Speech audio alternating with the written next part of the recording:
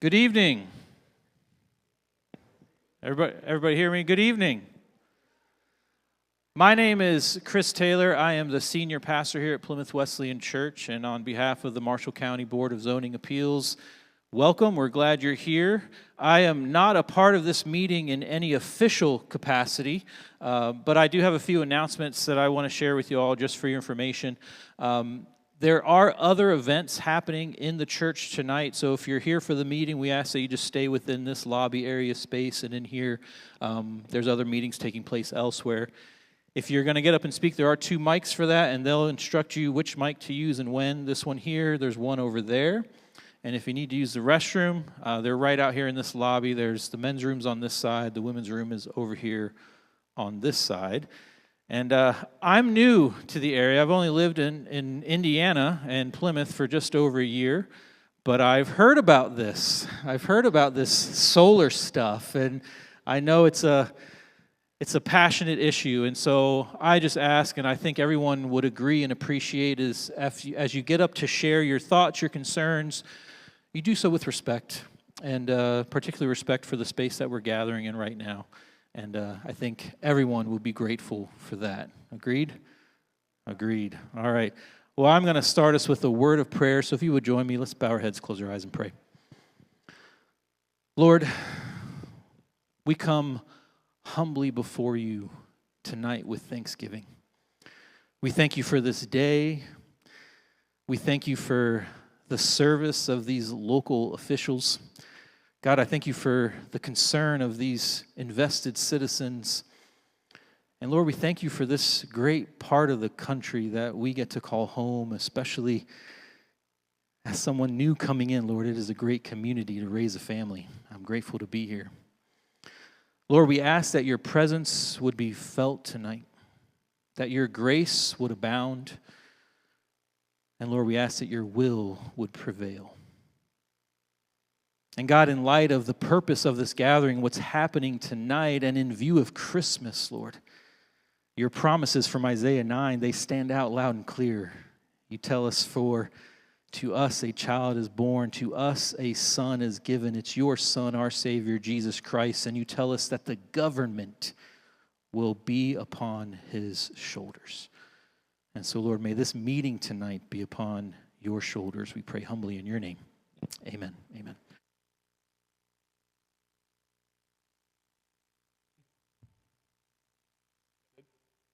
Good. I want to call to order this December 3rd meeting of the Marshall County Board of Zoning Appeals. Roll call of the officers. Mr. Bennett. Here. Mr. Hosteller. Here.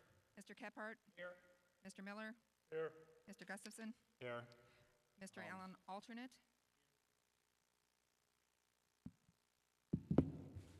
Okay, we're going to open it up to the, finish up the people that are opposed to the project, and anybody that doesn't have an opinion, you could speak during this part too. So there's 2 mics. Anybody who wants to speak in opposition, come on up to the mics. Okay, can I get a motion to reopen the public hearing? Second. Motion made, seconded. Those in favor say aye. Aye. Opposed, nay. Motion carried. Meeting's now open. Sorry. Go ahead. State your name and address for the record, please. East 8. How do you turn it on?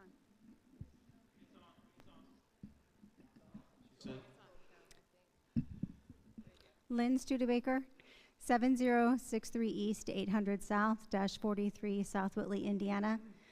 I live in Kosciuszko County, where we have a protective ordinance where I don't have to worry about my family being surrounded by solar. We also farm in Whitley County, where there is a 1,500-foot setback to property lines, also protecting families. I'm here representing my stepdad, Bill Crow, who has farmed in Marshall County for 67 years, and he owns 650 acres in this county.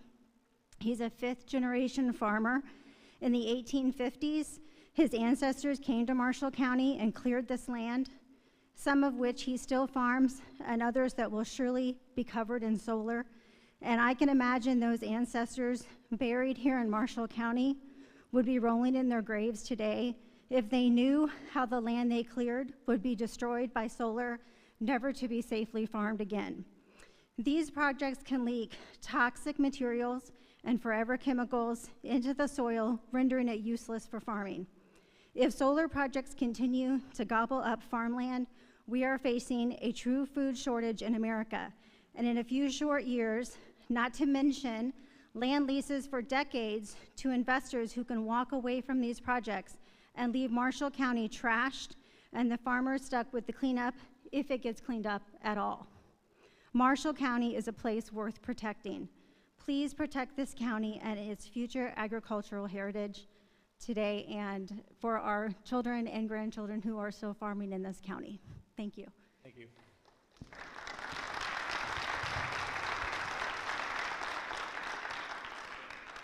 Go ahead, sir. My name is Casey Neidlinger, 16682 14B Road, Culver, Indiana. I'm reading a letter on behalf of Katie Llewellyn, who lives on East Shore Drive in Culver.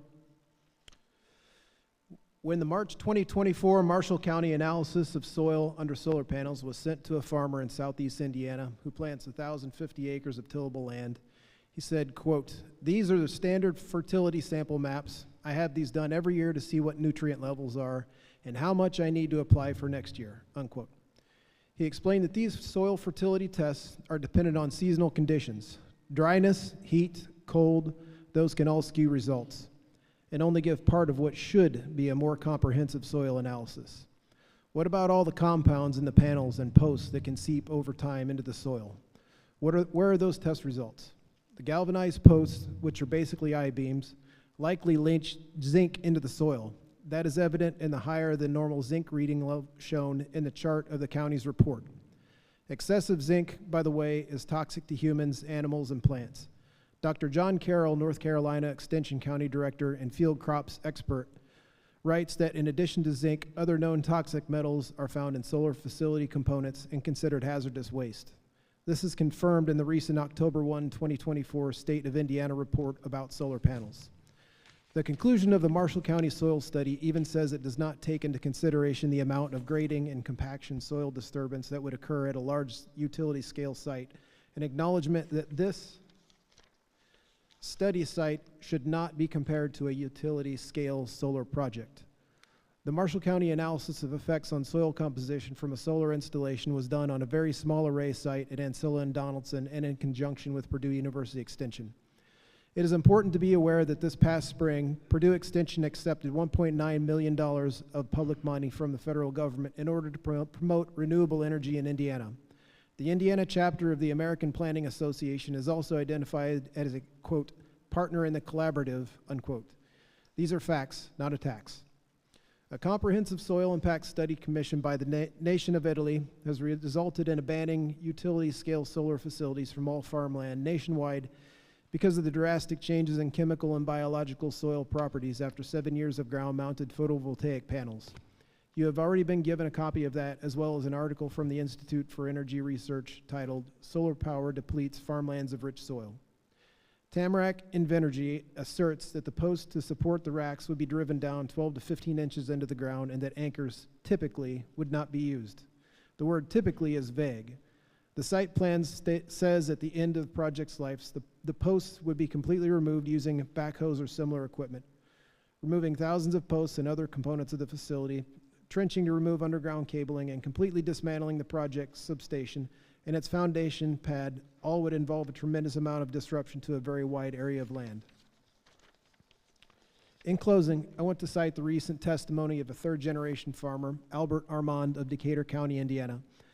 Mr. Armand pointed out that during construction and moving all the heavy equipment around, there's going to be compaction. He said, "Compaction is the enemy of yields every single time."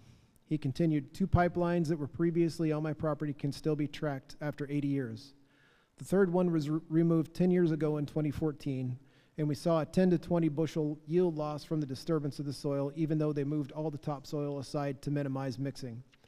When the solar operator comes and digs these poles and anchors out, they're going to dig down 7 to 10 feet or more, and they're going to end up mixing topsoil and subsoil, and it will leave a scar on this county that I think we'll see at least 80 years after decommissioning, because we're seeing that with our pipelines, possibly forever. Soil lives, it doesn't rest, and compacting it, digging it up, moving it around, and covering it with metals, glass, and cabling doesn't help in any way. Please don't allow such a large area of our county to be scarred for generations to come. Thank you.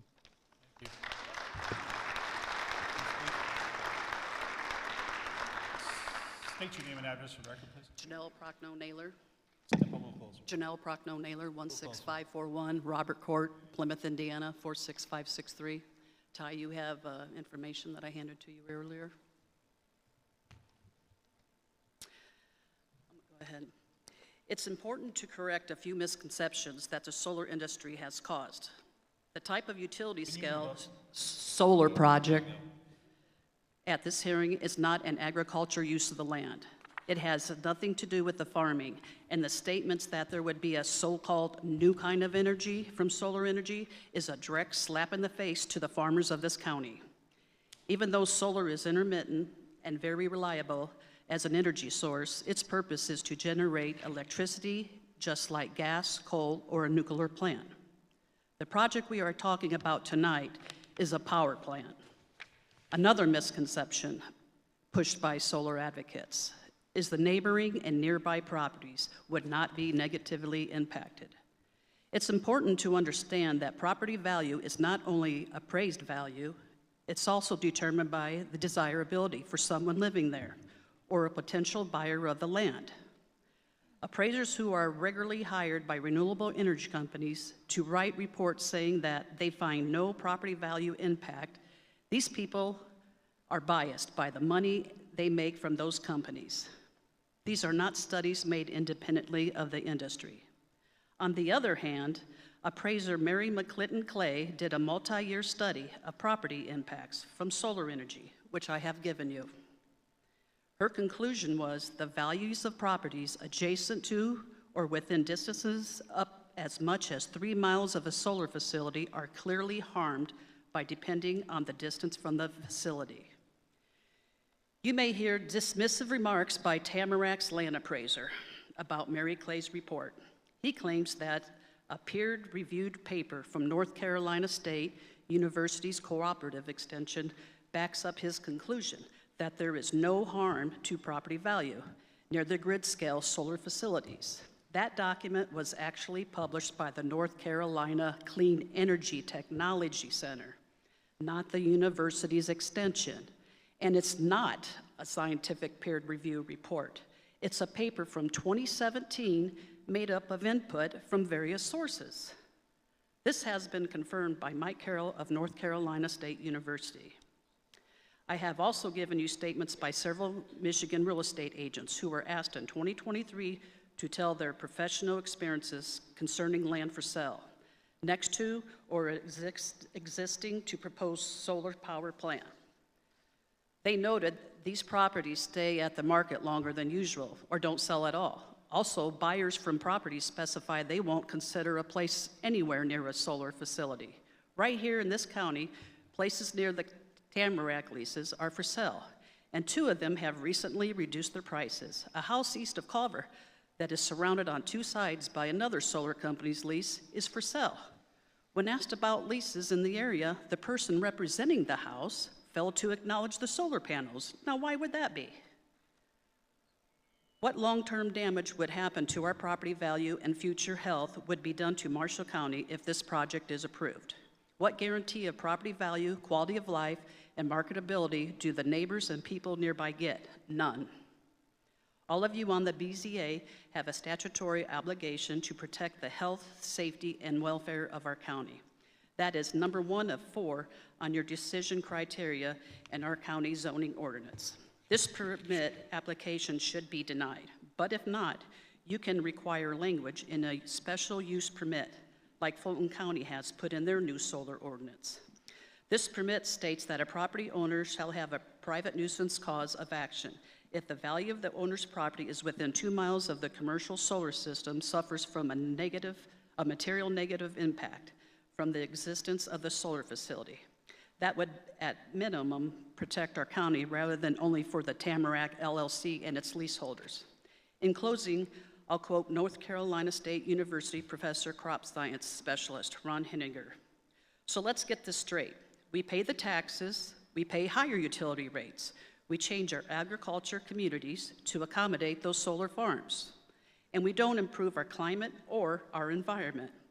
And it can potentially ruin the land for our children and grandchildren. No, this is not good use of our land. Please deny the application. Thank you.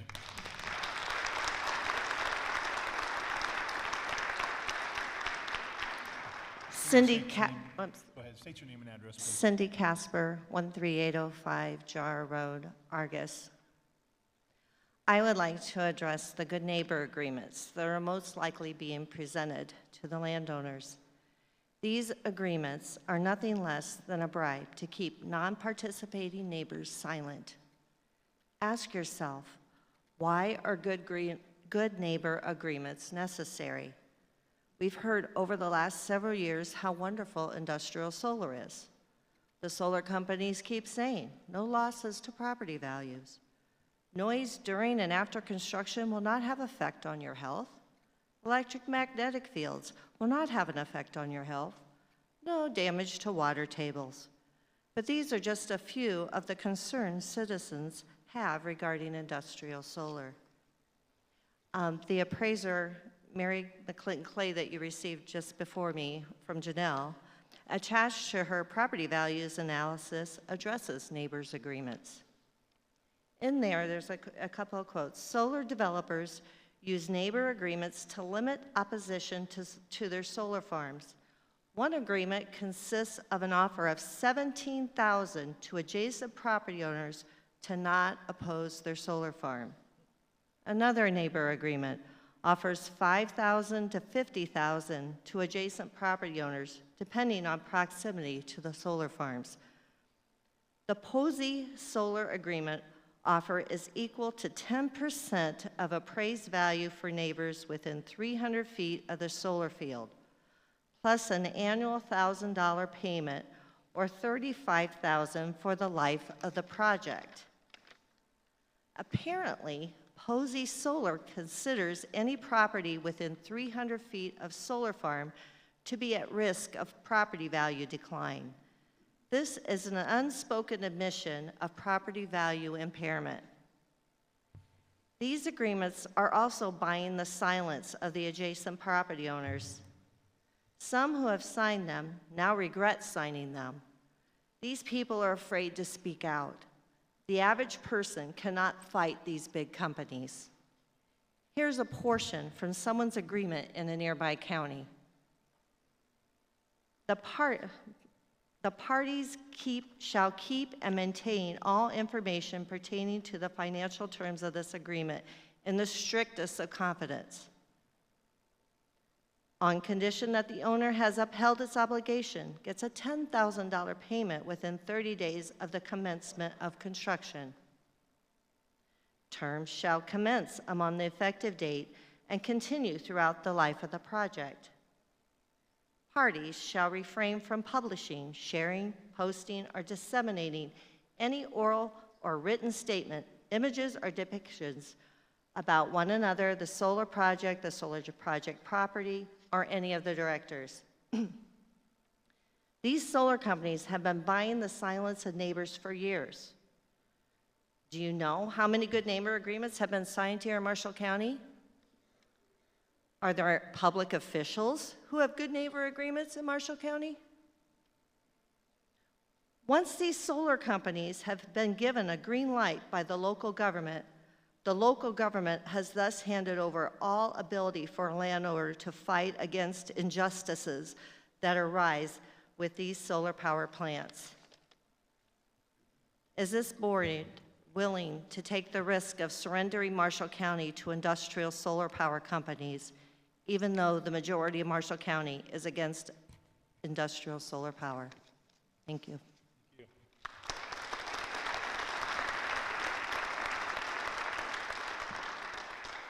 State your name and address for the record, please. Marvin Huyen, 7563 Plymouth Goshen Trail in Bremen.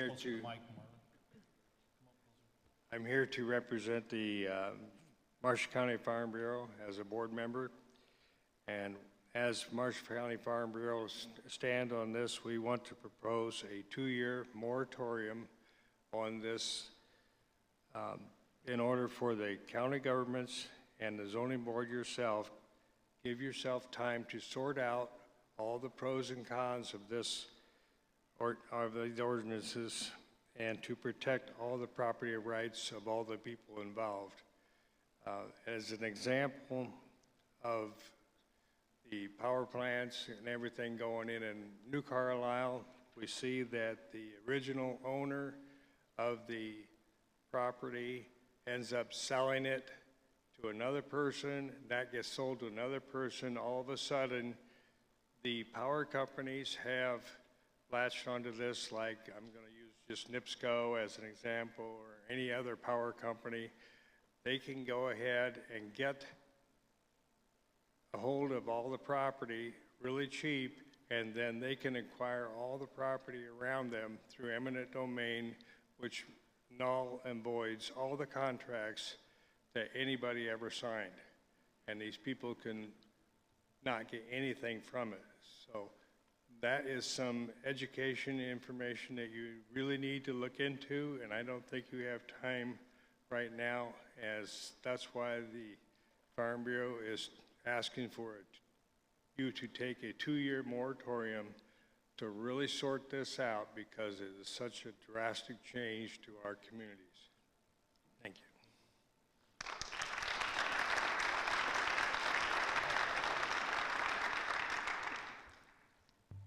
You would state your name and address, please? Nancy Miller, 16270 Pear Road, Culver. My husband and I both own land in Marshall County. When President Obama promoted wind energy, we allowed a test apparatus to be installed on our property. The energy company told us of the benefits of wind energy and offered a lucrative contract. They did not tell the whole story. And when we had done our research, we chose not to fight for wind energy, despite the financial benefits we would realize. We have heard the arguments in favor of solar ad nauseum, but that is not the whole story. Instead of being convinced, I am left with a number of questions that I would like to share.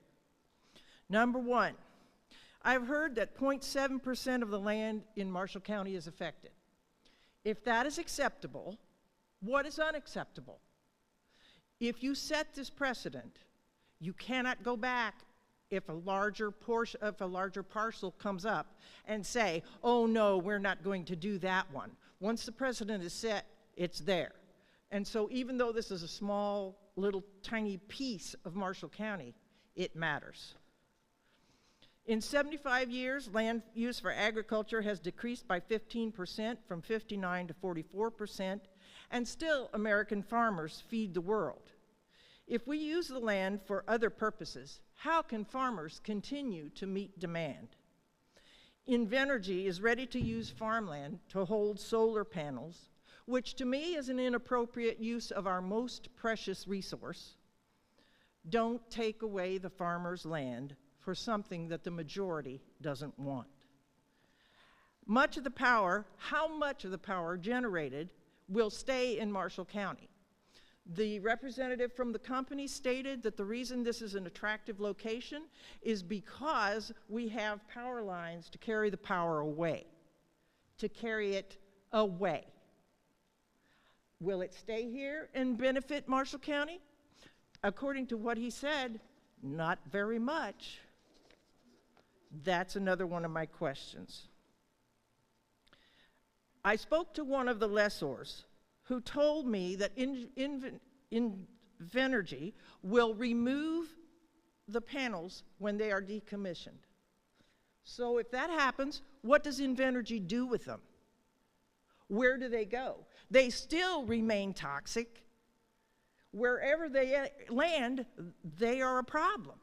Just because they're not here doesn't mean we're not responsible for that if we allow them to be here in the first place. And how and when will they be discarded? More than 50 companies of solar energy went bankrupt in the last 2 years. There is no guarantee that this company will remain in business. And if they don't, what happens to those solar panels when they are decommissioned? If the company isn't there, they can't follow through with their contract and remove them. That's another one of my questions. The plan is to decommission in 35 years. Think back to 1989. Some of you may not be able to do that, but I can. 35 years ago, a loaf of bread cost 70 cents. New York Strip, $4.19 a pound. There were no cell phones, no internet, no COVID-19.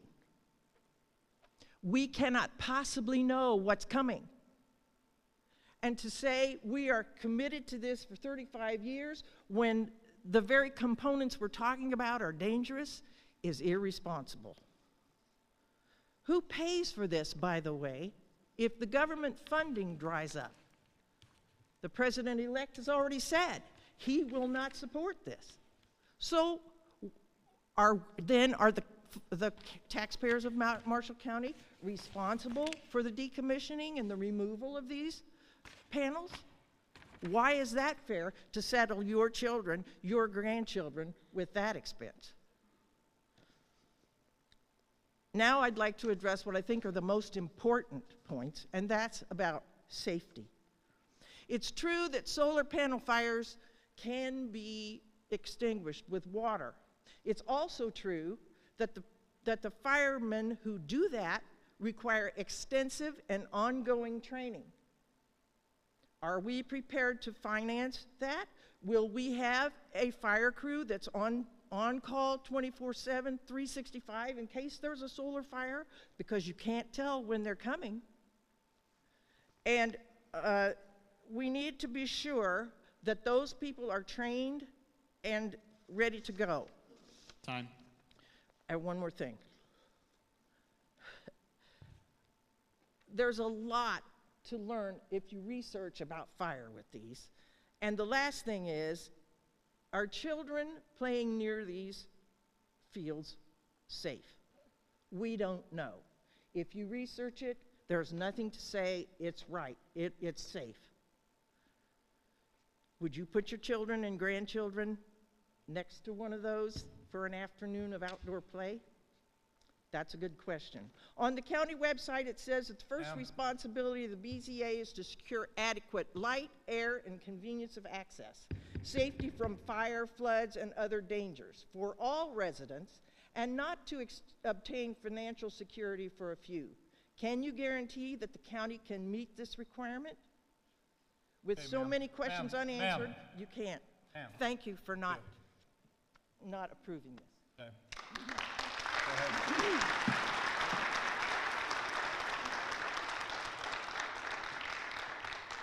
Good evening. I'm Debbie Vandemark, 14750 Tulip Road. Our 150-acre farm is adjacent to the proposed solar projects in Marshall County. Matter of fact, right in the middle of the mess. I'm within 1 mile of 2 properties leased for battery storage and surrounded by hundreds of acres leased for solar. I grew up on a farm on 14B Road, 1 mile from my house on Tulip Road. I'm proud to have grown up on a farm milking cows, feeding calves, and baling hay. I've been in this Union Township neighborhood my entire life, and my 3 children and my grandchildren own property within 3 miles of this project. Many of my neighbors and other concerned citizens want their property values, ag land, and rural nature preserved as well. One thing I have heard over and over is that the landowner has the right to do what he wants to with his land. As a neighbor, I have the right to protect the value of my land. They received a huge payoff. We own it and pay taxes on it, but none of us have the sole right to do what we want to with our land. We have rules and regulations in place. That's why we have this BZA board. Thank you for serving on this board. You must get government approval to put up a house, put up additional buildings, business, hog or cattle farm, remodel, ordinance, adopt, whoops, wrong page. And the acreage we can sell from our farm is restricted. The list of permits and regulations goes on and on. Many factors need to be considered for a project of this size that will change the rural nature of our county. The farmers began signing leases in 2019 with a company that was not transparent. These landowners that lease their land will lose all rights to their land for possibly 50 years. They will be told when to stop farming and they will have no access to the acreage. I believe all but one of the leaseholders will live next to the panels. All others will not be looking at them or hearing them. What happens when the federal money stops? I was approached by 8 different companies for battery and solar. Invenergy offered us $850 per acre to lease the land for 25 years with an automatic renewal for 25 years. After they talked to my husband, I called the plan director the next day. Shortly after that, ordinance planning began. Over and over the past 5 years, concerned citizens were told by the plan director it's only a concept. They have been sneaky and recently submitted their permit and presented their project. They claim they have invested $3 million in this project. Shame on them for not getting approval before attempting their project. Our first solar ordinance was adopted by Commissioners 1/19/21 and drafted the during of COVID without proper noticing. Then the newly adopted ordinance adopted by the Plan Commission 4/4/24 had much controversy.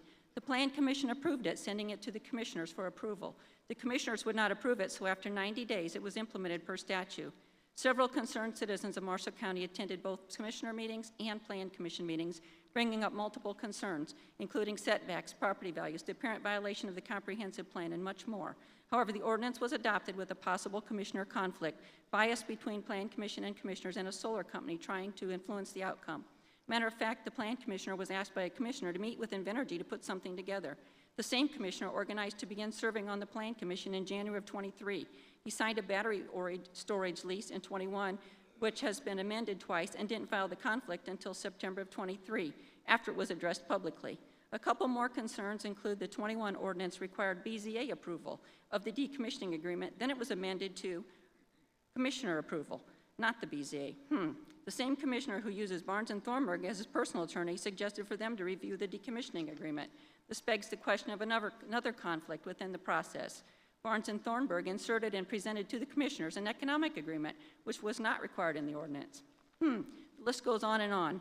I grew up with this commissioner as his neighbor, worked with him as an elected official. Using his position to shape the ordinance and to apparently feather his own nest is both disappointing and at some level wrong.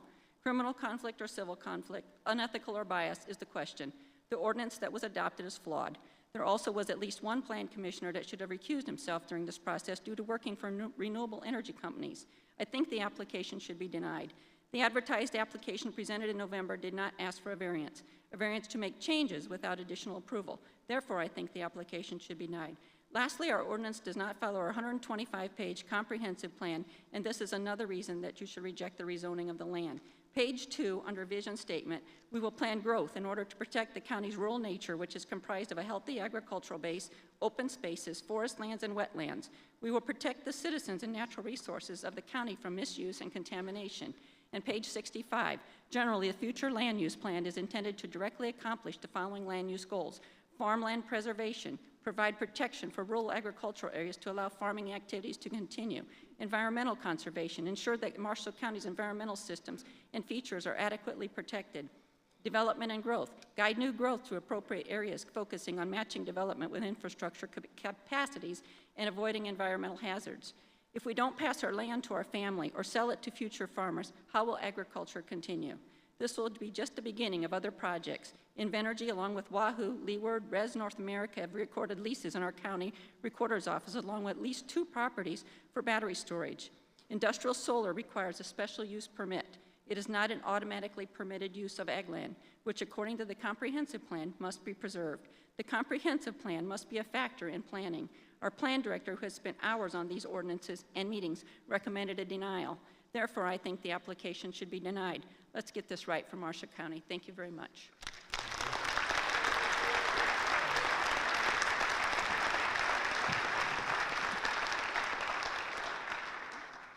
Shannon Lunetta, 18929 12th Road, Plymouth. I have been a real estate broker for over 6 years here in Marshall County. My husband and I purchased our new property this last October on the corner of 12th Road and Tamarack. Previously, we lived on the corner of 12B and Tamarack, and in that home, we had a front row seat to the solar project going in. We have 4 boys. We had to get a bigger house, more land, that's why we moved. But in the time frame that we did live there, Invenergy said they knocked on the adjacent homeowners and homeowners that lived near the project on their doors and informed them of what was going on and stated that, they would answer questions. No one knocked on our door. No one. Not once. And at the last meeting, they also spoke about a test site. That test site was located directly across the street from our previous home as well. They never informed us that was going in. A company, the only reason I got to talk to the company they hired out to install it was because I flagged them down when they were pulling out of the field. They were based out of Arkansas, hired out by Infa Energy, and they were kind enough to let me know it was a test site. It would be out there for 9 to 12 months more than likely. It sat there for 2 years.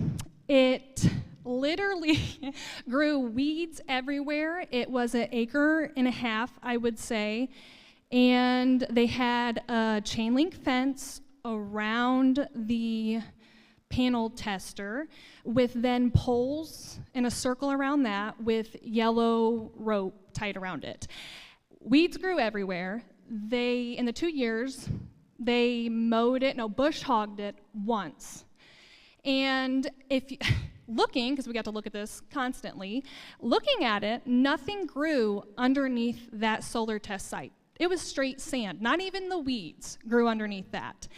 So once they removed that, it just still sat there. But at the last meeting, they painted this beautiful picture on the screen of what this project's going to look like. It's going to have beautiful trees, shrubs, green grass underneath these panels. It just is very hard to believe. I mean, we've all got online and saw this beautiful hotel with beautiful pictures, and we've gotten there, and we don't want to stay.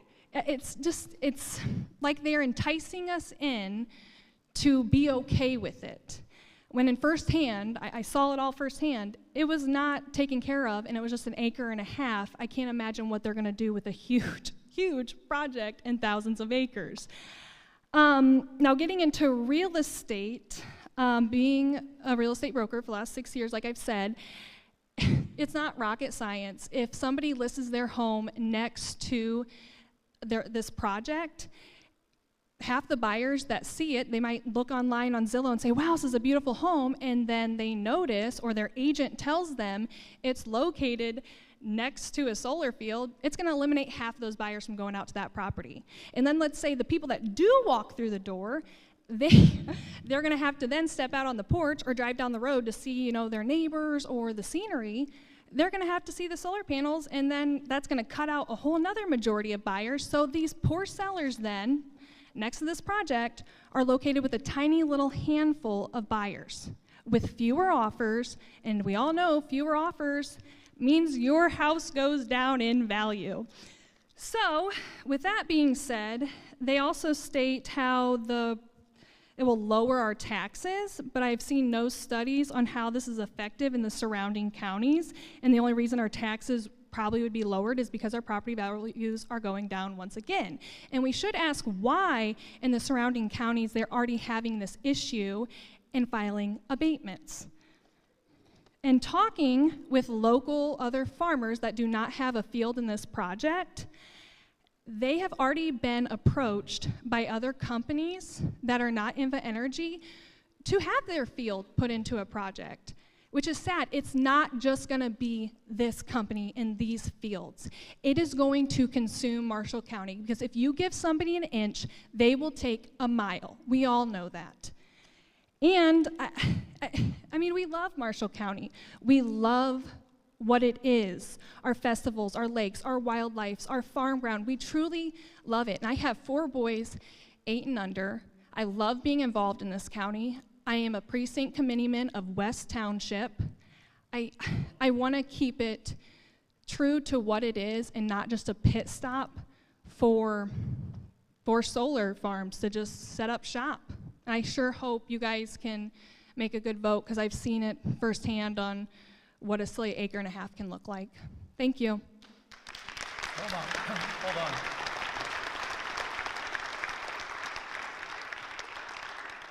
Tired, Derek. Can I ask her a question?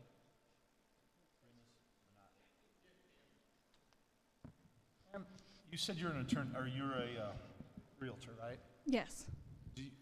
What's the rules of disclosing if you sell a property knowing it's going to be surrounded by solar, have solar? What is the rules for that? I have done heavy research into it, and I've also checked in with my managing broker. I'm with Remax Oakcrest here in town.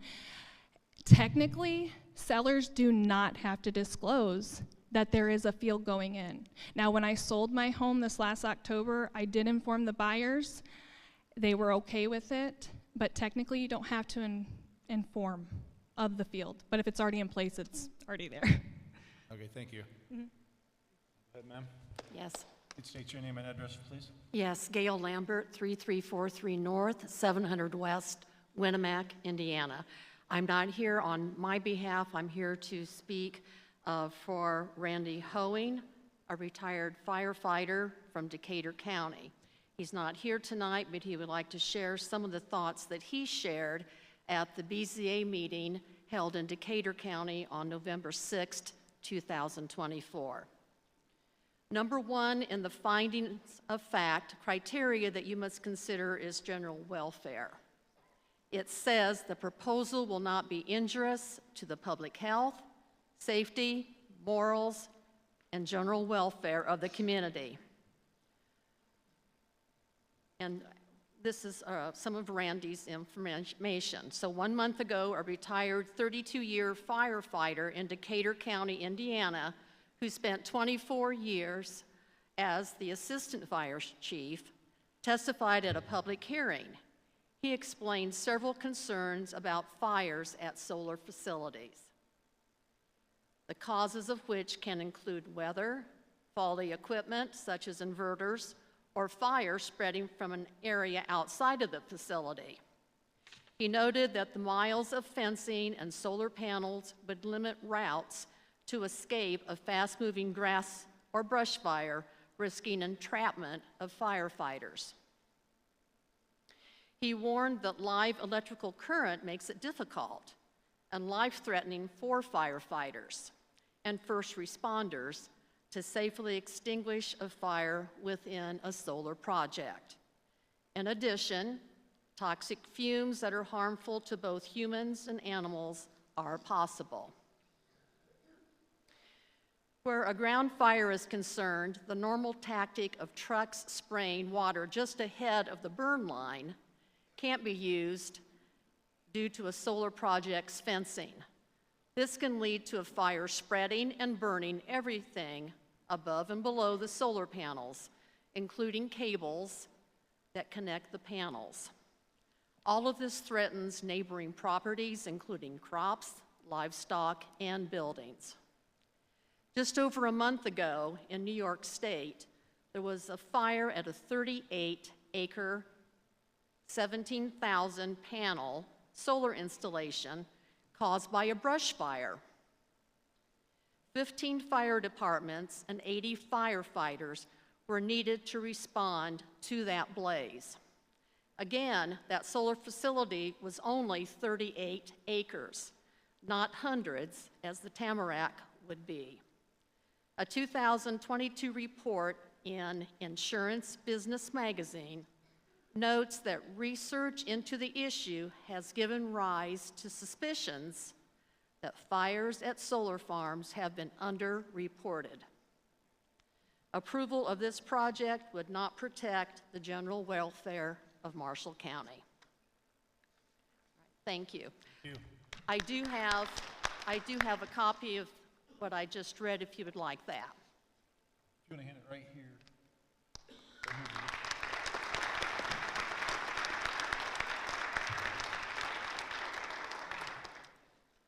Em, you want to go? My name is Vera Tetzloff, and I reside at 19814 State Road 8, Culver. Our home is directly north of Lois Broker Bullbridge Farm. The proposed Tamarack Solar Project would directly impact my property and raises critical concerns about our community's future. If this project proceeds, the consequences for residents, including myself, would include a reduction in property value, increase in noise level, a diminished ability to enjoy outdoor activities and host guests, My front yard view will be dominated by solar panels just 325 feet away. Drastic changes to the landscape undermine the very reason many families choose to settle here, relying on the Agricultural 1 zoning designation to preserve its character and integrity. Disruption of local wildlife habitats. Studies have shown that wildlife often depletes or relocates, creating issues in nearby urban areas. The loss of farmland that defines our community, this would lead to reduced crop production, business closures, and job losses. Residents living near solar farm sites have raised concerns about potential electronic magnetic interference affecting medical devices such as pacemakers, hearing aids, and other health aid appliances. Some individuals have reported device malfunctions, which have led to health complications and unplanned visits to healthcare providers. It is worth noting that hospitals and other medical facilities commonly display signs requesting visitors to turn off cell phones and other electronic devices to avoid electronic magnetic interference with critical medical equipment. Potential risk to our water table and drinking water quality. Has an independent study been conducted regarding the potential environment effects on the Yellow River, specifically as it flows through or adjacent to the Tamarack Solar Project? Considering the growing concerns surrounding compliance with the Clean Water Act, it is critical to assess the impact of industrial and renewable energy projects on critical water resources. Furthermore, given the 2024 EPA Clean Water Act lawsuits in Alabama, Idaho, and Illinois, it is imperative to evaluate whether similar environmental or legal risks might be present for the Yellow River region. According to the 2020 census, Marshall County has a population of 46,095 residents. It is important to note that the Tamarack Solar Project is being pushed forward by a small group of only 16 petitioners. Remarkably, many of these individuals do not reside in the surrounding solar project of West or Union Township of Marshall County, and some are even from outside the state of Indiana. How can such a small number of individuals wield so much influence over a decision that has significant implications for the entire county's future? Marshall County is a well-respected and thriving community in Indiana, and I am proud to call it home. Today, I urge the board to approach corporate solar contracts with caution and diligence. Across the nation, research reveals numerous lawsuits involving inventory, highlighting potential risk and complications associated with such large-scale solar developments. This venture represents uncharted territory for Marshall County, and we must tread carefully. Let me pose a question. When making a significant purchase, a car, a house, clothing, or shoes, don't you usually consider the return policy? Approving this solar contract without fully understanding all its terms could become one of the biggest mistakes for our county, potentially leading to costly consequences. We've already seen a lawsuit involving Commissioner Overmeyer, and residents have taken the significant step of hiring an independent attorney to protect their interests. It's crucial that we carefully evaluate the long-term impacts of this project on our agricultural heritage, local economy, and future generation. Let Marshall County be known as a community that leads with thoughtful and measured decision-making, serving as an example to others. Thank you for your time, thoughtful consideration, and dedication to our community. And my Christmas wish is deny this thing.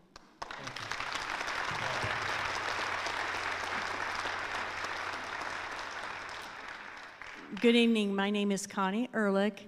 My address is 217 West, 100 North in Winamac, Indiana.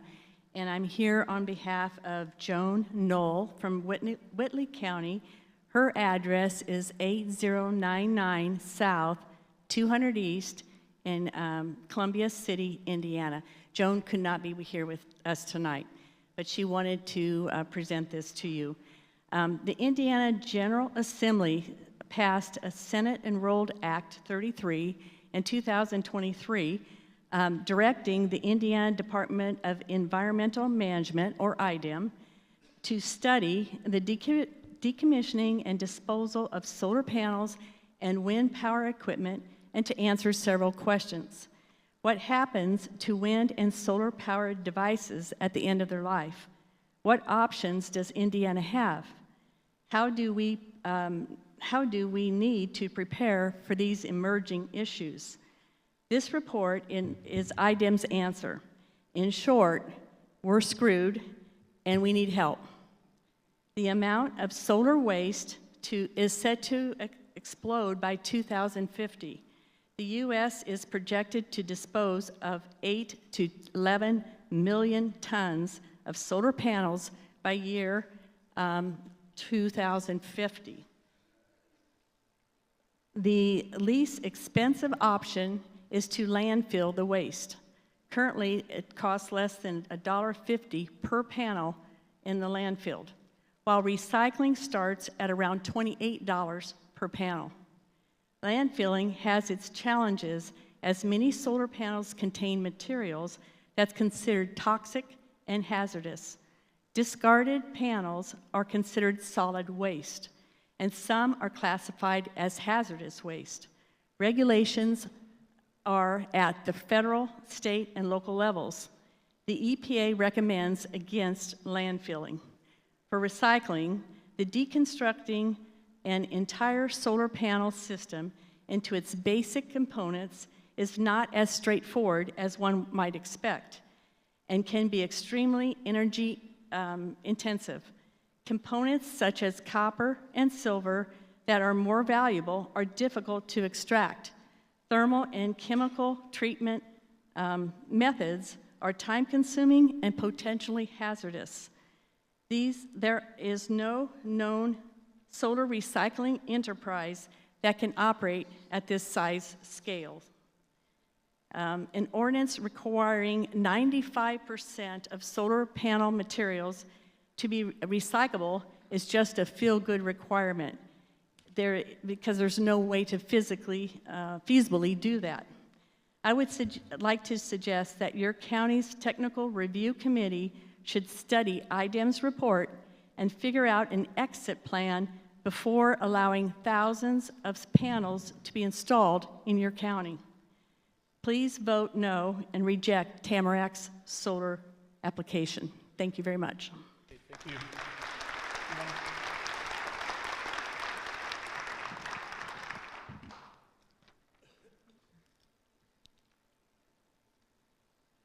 State your name and address for the record, please. Okay. Good evening. My name is Robin Summers. I live at 19416 State Road 8 in Culver. What was your last name, ma'am? Summers. Summers? Yes. Thank you for your time and consideration in regards to the proposed solar issue in Marshall County regarding our home. My husband and I purchased this home in November 2021. It was previously owned by Robert and Lois Broker, who I am sure you know of, since the majority of the farmland is theirs for this proposed project. It was not disclosed to us at the time we made the offer or purchased their home that they had already signed a solar lease agreement near Burr Oak in 2019 that would affect the property around our home. The brokers knew what they were going to do with the farmland and never disclosed this to us. Had we have known that fact, we never would have bought this house. If this project moves forward, we will be surrounded by it now. The back, the side, and across the road. We were moving from Pennsylvania to be closer to our daughter and family, so we had no knowledge of this solar issue. I so appreciate realtors such as yourself who are so transparent with people. The following points are of major concern to us if this project moves forward. Property value decrease. I heard the attorney from Fort Wayne that spoke at the last meeting. The decrease could be anywhere from 7 to 30%, depending upon how close you are to it. If that is the case, then we would surely be on the high end of that figure. From what we paid for the home to the assessed value at Marshall County for our property taxes for next year, that would be anywhere from $172,500 to $195,000. This will be the situation for many homeowners now, losing their property value as well. I am very concerned of being able to sell this home, and especially my daughter inheriting this home and it becoming a financial burden to her if it possibly does not sell. No one here would want that for their family. It honestly keeps me up at night thinking about it. These 12 farmers will make lots of money, but what about us homeowners that lost property value and the money invested in our investment, our homes? The brokers built a beautiful home. Walking through the front door, our view is beauty now. Now it could possibly be solar panels is all we're going to be looking at. How close is this going to be to our house? I'm concerned about the noise level, the glare on our home, the heat island effect. Where is this fence going to be located since our properties butt up to each other? Where will the fence be with the almost 5 acres of woods that we have to the west? Drainage issues. There is a hill on the farm ground behind our home. If they level that off, we could have drainage issues around our home. The possible health effects living so close to these solar panels, possible groundwater contamination, cancer, radiation. I've read so many different things about it. Construction noise, traffic in front of our home and State Road 8 for other property owners as well. Will there be a disruption on mail delivery or packages delivered to all these homeowners due to this project? Our internet service, our dish points to the tower on 17. I'm not so sure that that's going to be able to work. I would like to know the length of this project around us. What are the working hours going to be, and how many days a week? Buffering around our home, will that consist of any trees planted?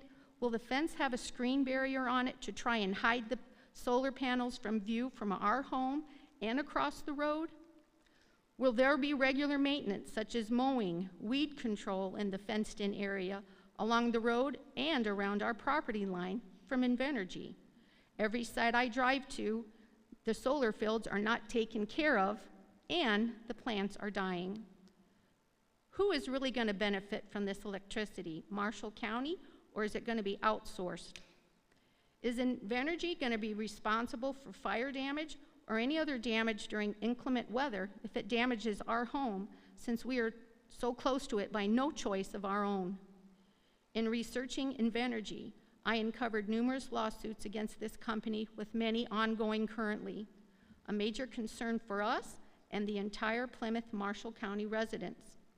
The BZA is supposed to plan for the future development of the county, that residential areas provide healthful surroundings for family life, and that the community strives for high aesthetic value and quality planning and design.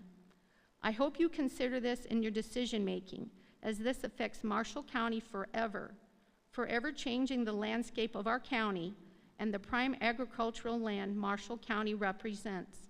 In closing, my husband and I appreciate your attention to this matter that affects not only us, but so many Marshall County homeowners. Please deny this application. Thank you. Thank you.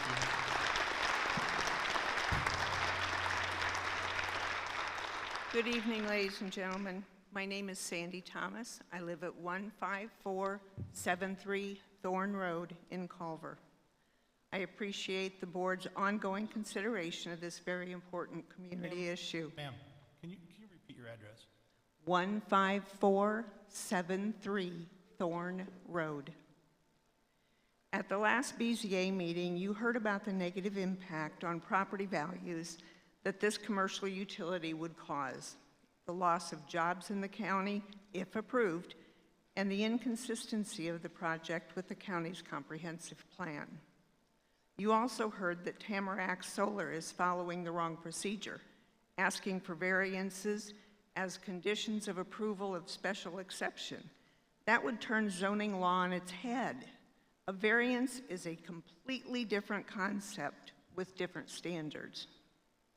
Tamarack did not file a variance application, and the public notices made no reference to a variance being considered.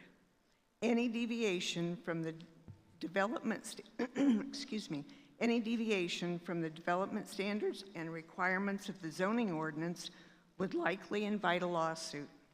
The county council is all opposed to the project as well. We heard some very impassioned remarks last time, and the council even filed a lawsuit against the councilman, commissioners.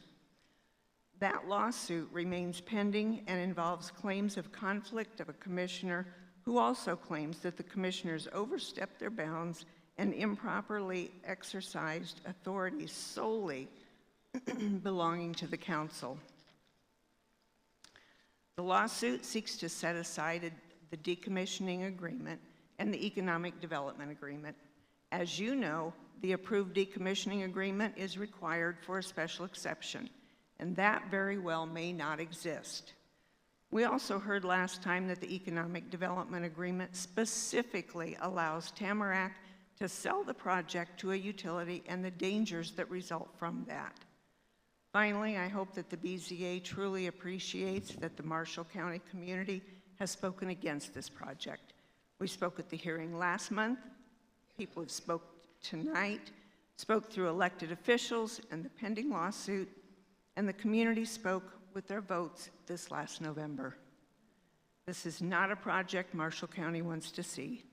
Tamarack has failed to meet the requirements for a special exception, and I ask that you please deny Tamarack's solar application. Thank you for your time and consideration. Thank you.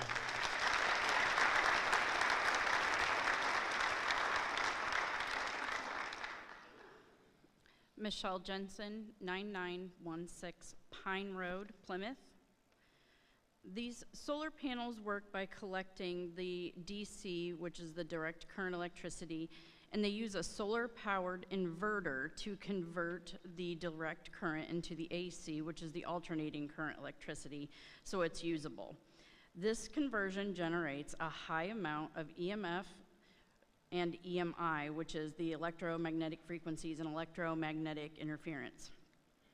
Recently, Dr. Henry Ely of the Energetic Health Institute interviewed Dr. Wendy Roscoe, and Dr. Roscoe has an extensive educational background and professional experience in teaching and scientific research on a variety of health-related topics, including the effects of outside factors on the human body at a molecular, cellular, and physiological level.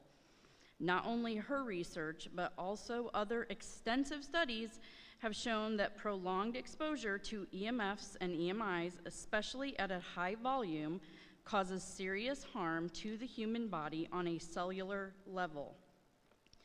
As has been previously mentioned, it isn't only that the solar panels are an eyesore, or that they destroy the farmland, or even that they cause property values to decrease. They do all of that, but they also emit a very high level of EMFs and EMIs and will cause cellular damage to anyone living nearby. And we are already surrounded by many things that emit EMFs. But right now, with a solar field, we are talking about a high concentrated level of EMFs coming from these fields. Cell phones have been around a lot longer than the solar panels, and studies have shown about the cell phone towers. People that live near those cell towers have an over 3 times the normal rate to develop new cancers, and even higher rate the closer they lived to the towers. I respectfully request that you would deny this application. Thank you. Thank you.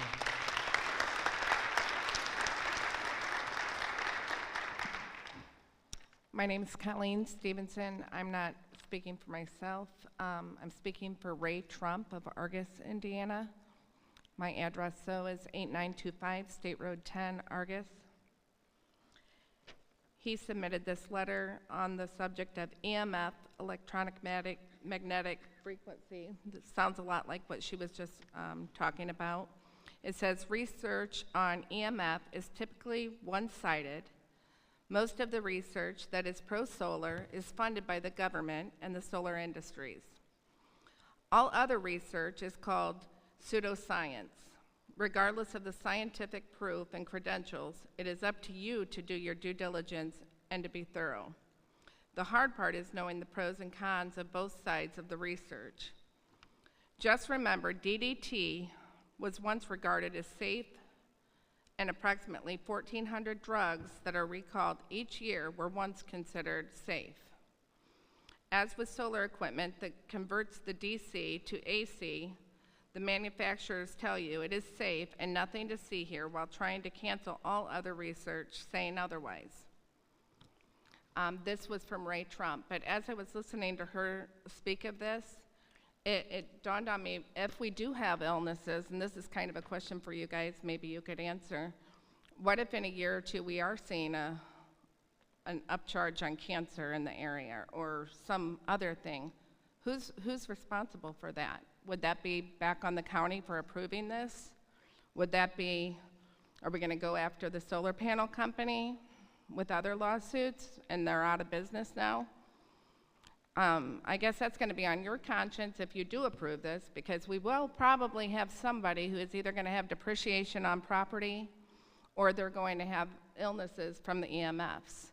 I mean, it's no question that there are high EMF readings in these areas, so somebody will have illnesses from it, I'm sure. Another thing is, there's no bees. I'm a farmer, but that's what my husband and I have, a 100-acre farm in Argus. And I'm wondering, like, no bees go by these solar panels.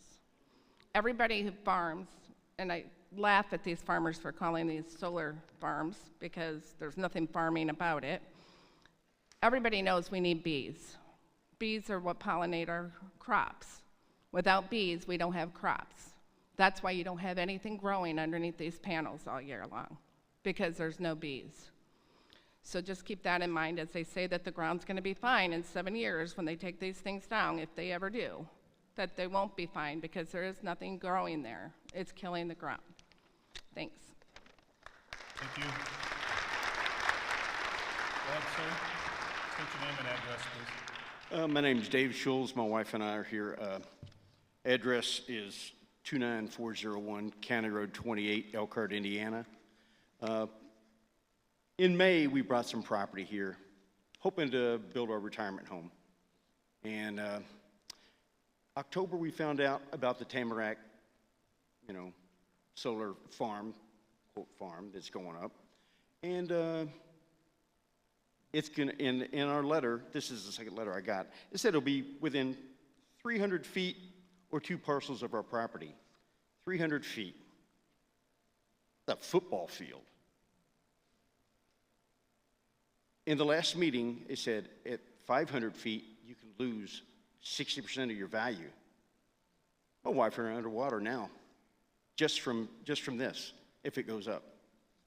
We've spent thousands of dollars already on the property that we got, also developing a house right now, thousands of dollars, and we are going to lose a ton of money because of a solar farm going in.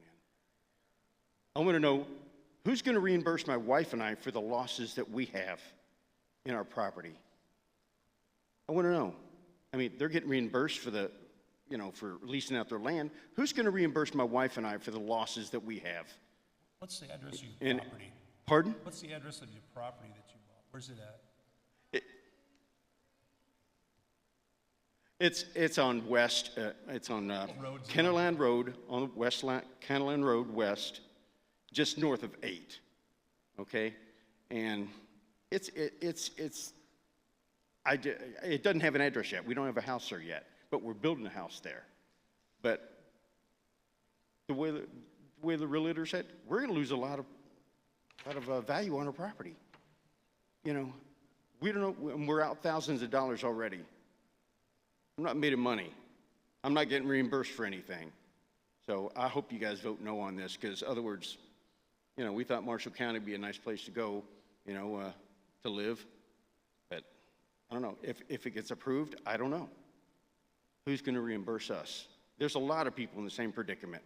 Their value is going to go down, and there's nothing we can do about it if you vote yes. So I ask you to vote no, please. Thank you. Thank you.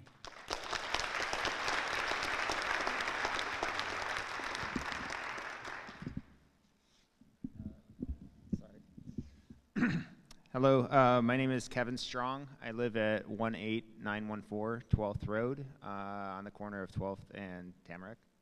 Hey, neighbor. Sir, you can pull the mic out if you want to talk.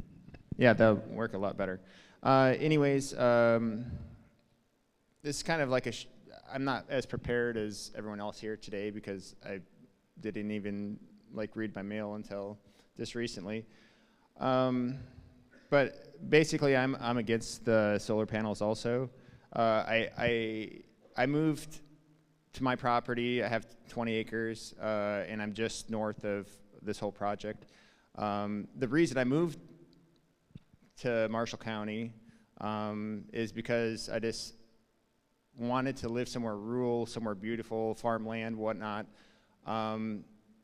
I know personally, if I knew a big project was coming in and I was just going to be full of solar panels, more than likely I would not have even moved to this county. Maybe even not even to this state. I might have moved to Michigan or something.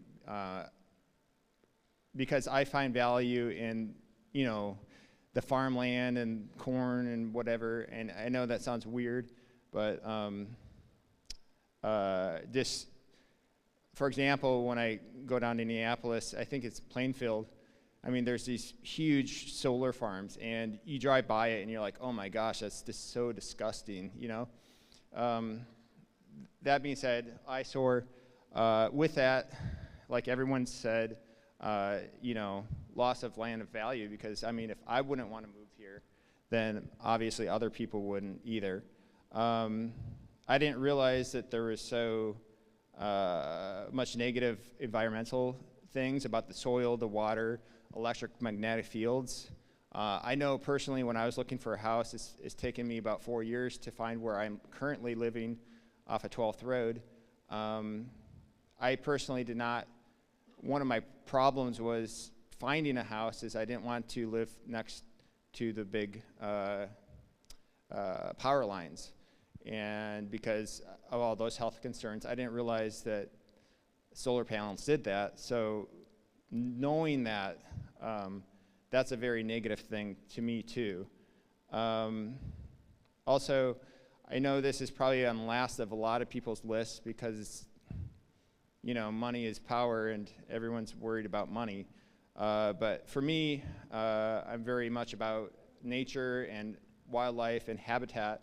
I know as a hunter and a conservative, by wiping out all this farm acreage, it's just going to, not only just for deer and turkeys, but for all sorts of wildlife, it's going to take their bedrooms away, it's going to take their food away, and just kill a lot of wildlife, and it's disgusting. Also, I agree with the removal of panels, I mean, this county is basically, built of farmers. And what is it going to be? Just in 30 years, it's going to be a wasteland where it's unusable land. It's just kind of like, long story short, it kind of looks like the only reason to do this is for money for this big company to make a lot of money. And none of the people who actually made this county really want it. So I hope that you vote no on any solar or windmill projects. Thank you.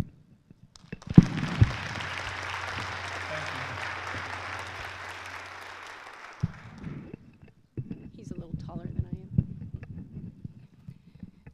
Deb Johnson, 20707 9th Road, Plymouth, Indiana. I sit on the Planning Commission and I also sit on TRC. And I am assuming that you as the BZA has also received this book, this binder. This is the Invenergy binder, and it's 550 pages plus. So this is the Invenergy Tamarack Solar, also known as the project. In the first 3 pages, we are requesting, or I'm sorry, in the first 3 pages, we are requested to look at the new whole binder version 2.0. There are many different variances in this project that they are requesting. Setbacks has been one of them that has already been spoken about. My question is that the Invenergy is asking for a variance of the deadline to obtain local permitting from 1 year and that is in the Marshall County ordinance, to be extended to 4 years. I question why. 4-year delay of starting a project. We have already seen Invenergy file suit against Madison County's BZA for this very subject.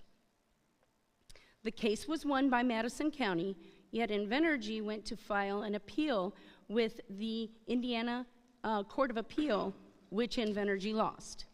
Remember, on the first page of the binder, that we are asked to look at the whole new the whole binder version 2.0. I'm assuming that in this binder, the project means every acreage included leasing. Acreage is including the leasing, the fencing, and the paneled acres. Also including the total megawatts of the project. As noted in the new whole binder, all parcels numbers are included in this project. The pages and pages of maps that are in this binder of the parcels and the projects are included in this binders. The lease agreements in all of the parcels. The owners of the land are in all these. This project, all of it in this project. The 3 parcels within the Culver jurisdiction are included in this binder. They are a part of the project. If they were not a part of the project, then they would not be in this binder. Does state law allow the county to make decisions on land? They're sticking together. Must be a dub thing. Does the state law allow county to make decisions on land parcels within Culver jurisdiction? I see code 36-7-4-201 might say otherwise. From my understanding, the Culver jurisdiction has a moratorium still in place on solar. I don't believe that the county can or should regulate any other jurisdictions of the county. In this situation, I believe that in the best interest of the county to deny the project as presented by Invenergy. I am also an elected county council member for the last 2 years, and this is in my district. Those here tonight, I would like for those who stand against this project to stand up, clap your hands, make yourselves heard.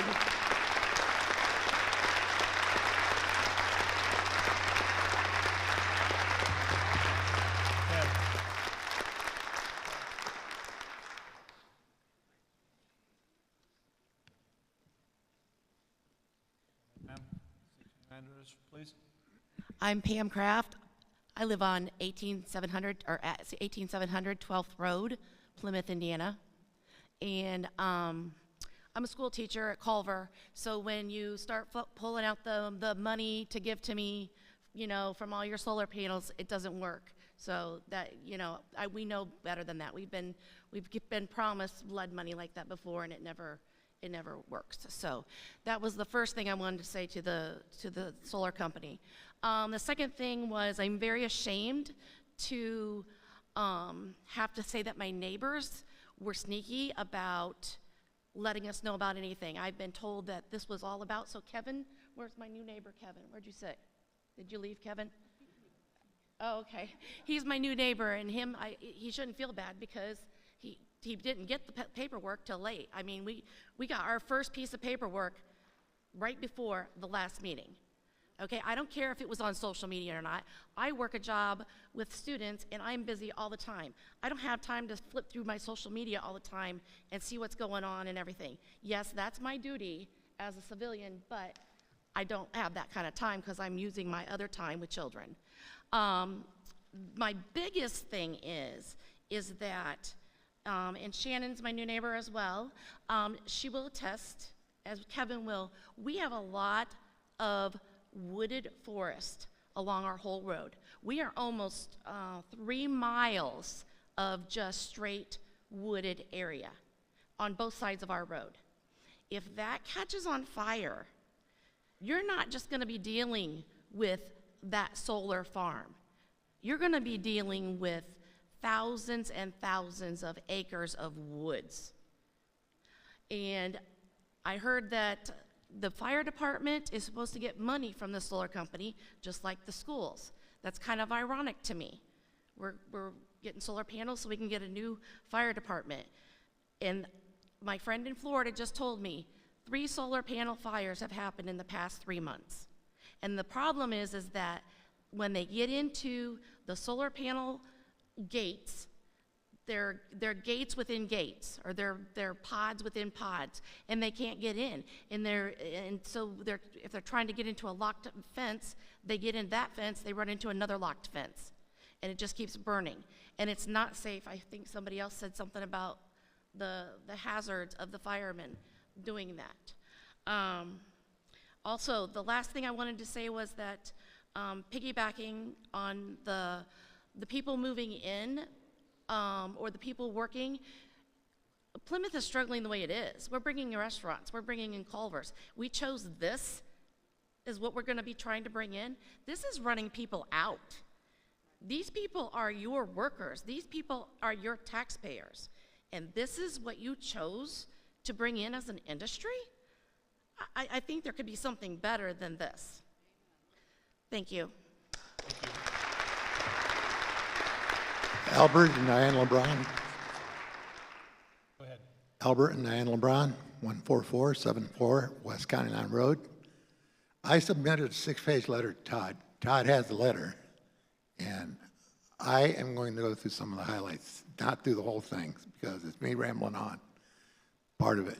Anyway, the purpose of my coming today was I couldn't come on November the 5th because I had to have a hip replacement.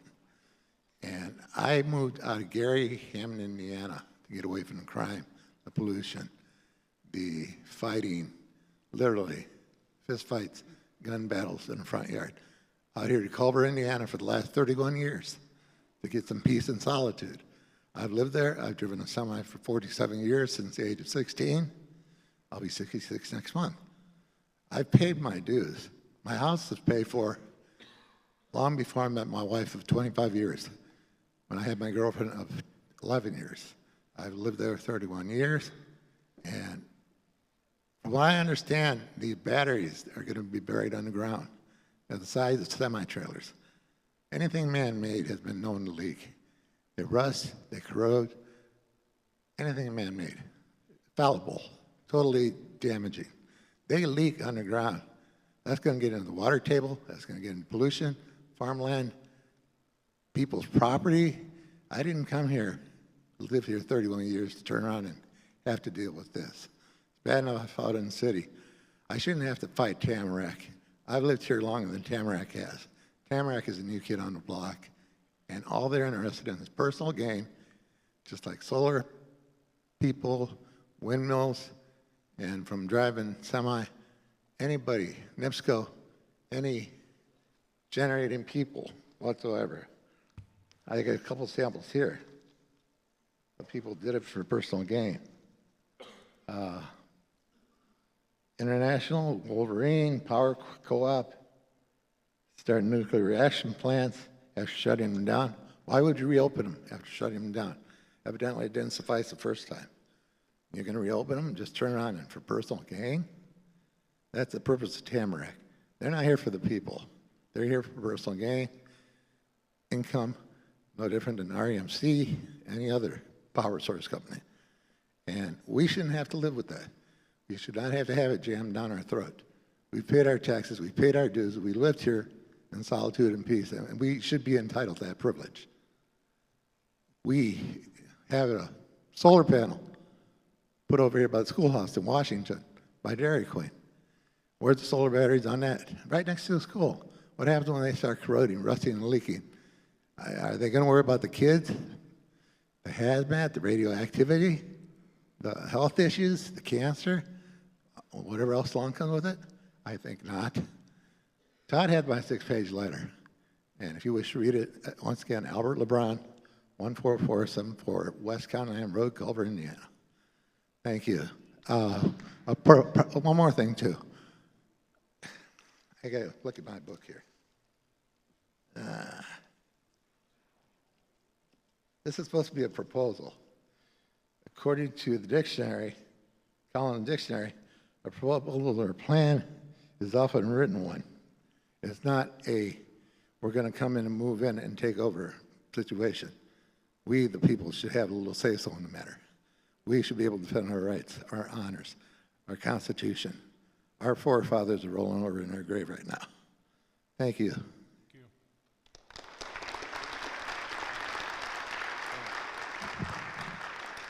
Jim Hart. I live on 20346 15th B Road, and I also own 18 acres on 14B Road. And I'm like the other guy. I'm just a hunter. I do live off the land. I like my mushroom hunting.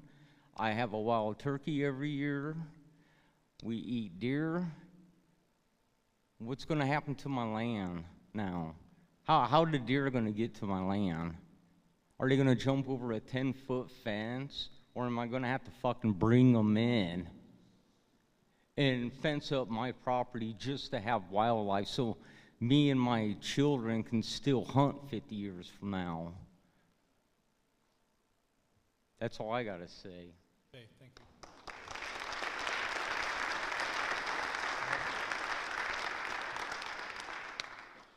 Good evening, Jared Summers, 14189 Union Road, Culver, Indiana.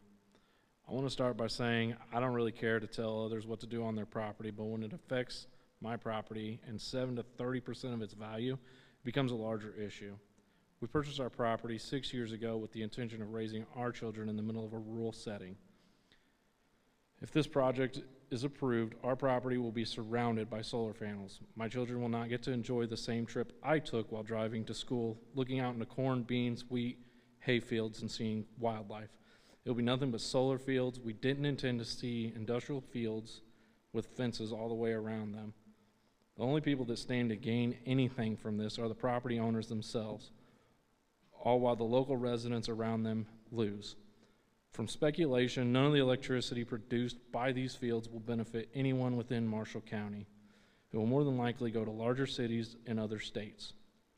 The financial benefits gained will be outside Marshall County, just like the jobs it will bring in from counties outside Marshall. After completion of the solar fields, the companies will be doing maintenance, won't take care of the land. They don't care about the land, just getting the job done. I have family members with high voltage lines running through their land, and over the years, nothing but pop cans, cigarette butts, waste from machinery and workers litter the areas, blowing into other properties and fence lines. They have destroyed the fence lines between properties as if they were not there. The Yellow River runs straight through the north end of our property, and if one of those panels breaks, the water is going to be contaminated, and that's going to adversely affect thousands of people. The project we also have eagles that nest on the north end of our property along the river. This project's definitely going to affect our eagle nest. They're not going to come back. My wife and I have a family in New Carlisle that were directly affected by the recent solar panel project up there. The farm that leased all their land to the solar took the extra funds provided and went around offering to provide higher lease for available farm ground to take away opportunity and livelihood for the smaller farms in the area. I'm not suggesting that's the case here, but it is a potential problem our family farms may face. If we look at New Carlisle, it used to be nothing but good farm ground. Now when you drive around down State Road 2, it is building after building of industrial construction throughout the countryside. If you take 20 into town, From the south bend, it's industrial to the south, solar to the north. Putting solar fields in our area will only cause a pebble effect. One of these properties begin, the next solar company showing up to ask for more and more land in Marshall County. Is that the landscape we as a community want to see?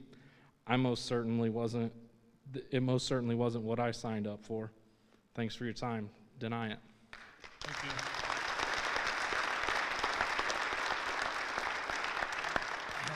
We're going to take a little break. We'll take a 10-minute break. We said at 7:30 we would, so we'll just take a break. You guys are welcome to talk as soon as we're done, okay? Okay.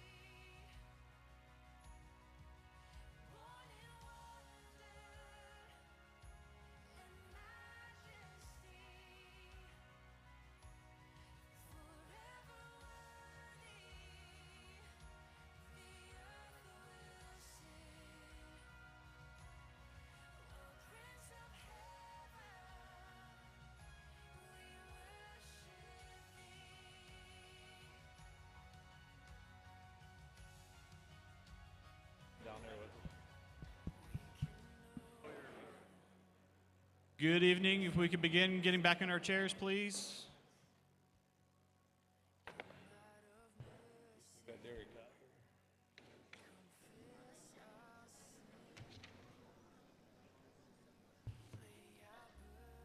Mr. President, we have now 11 minutes of recess. Back to you. Start? Yep. State your name and address for the record, please. Yeah, my name is Brandon Shattuck, 19921 9th Road. 19921 9th Road, Plymouth, Indiana. Brandon Shattuck. I just want to read out of Forbes magazine. It's a 2020 article on Invenergy. It says, to be sure, Invenergy's tactics have drawn scrutiny last year. New York Attorney General fined Invenergy $25,000 for undisclosed conflicts of interest. Invenergy had pushed through favorable new wind laws in the towns of Freedom and Farmsville without disclosing that it had signed land leases with certain town employees and officials. So they had conflicts of interest, Invenergy did. The Attorney General of New York fined them $25,000 for doing that. Kind of sounds like what's going on here in Marshall County. We can see their past practices in that they go after elected officials and sweeten the deal for them so that they can get ordinances and policies passed through the county. Right there. Simple search on Invenergy, find 25,000, little Google search, and you can pull up the article and you can actually see the Attorney General's statements on that. So we're dealing with something here in Marshall County where we got a lawsuit, we got litigation that the county council is asking for a judge to determine whether or not we have a commissioner who this is going on with. And I'm asking that you vote no. Let's hear from the judge. This is what the judicial branch is all about. We've got conflicts of interest on the commissioner board. We also got something that the public, by and large, probably hasn't heard of. Deb Vandemark alluded to it tonight, that there's a person sitting on the Plan Commission. Now, according to the Attorney General of New York, that happened possibly out there, that they just not only went after public employees, but public officials to get favorable ordinances. We know their schemes. We know their past practices. And another thing, you guys, if you vote no tonight, what's probably going to happen, because we know this from all the many lawsuits, another simple Google search, how many counties has Invenergy sued? And you will find this from Kansas to Missouri and Illinois, here in Indiana and Iowa, threatening counties to sue the very people they say they're here for. And so we're not going to go for it. We're not going to get bullied by some billionaire-owned company. We stand for the people here in Marshall County, and we're asking that you do too and vote no. Thank you. Go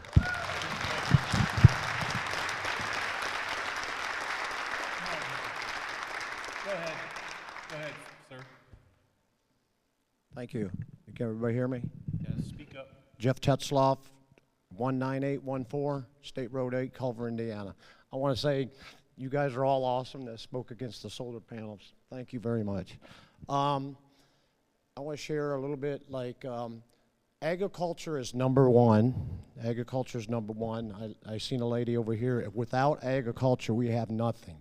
With my job, I travel all over the United States hauling Idaho potatoes, California meat, produce and vegetables to the Midwest, haul meat and pork and poultry to Pennsylvania, candy and peanuts out of Georgia, make candy bars, ice cream. I haul frozen, fresh, and I haul all the dry stuff. So without agriculture, we have nothing. And all our jobs here is reflected with agriculture. So hope you keep that in mind. I don't want to destroy our great county, our great state, and our great country. I've been all over the U.S., and we have the greatest country in the world. Solar panels is not the answer. Thank you very much.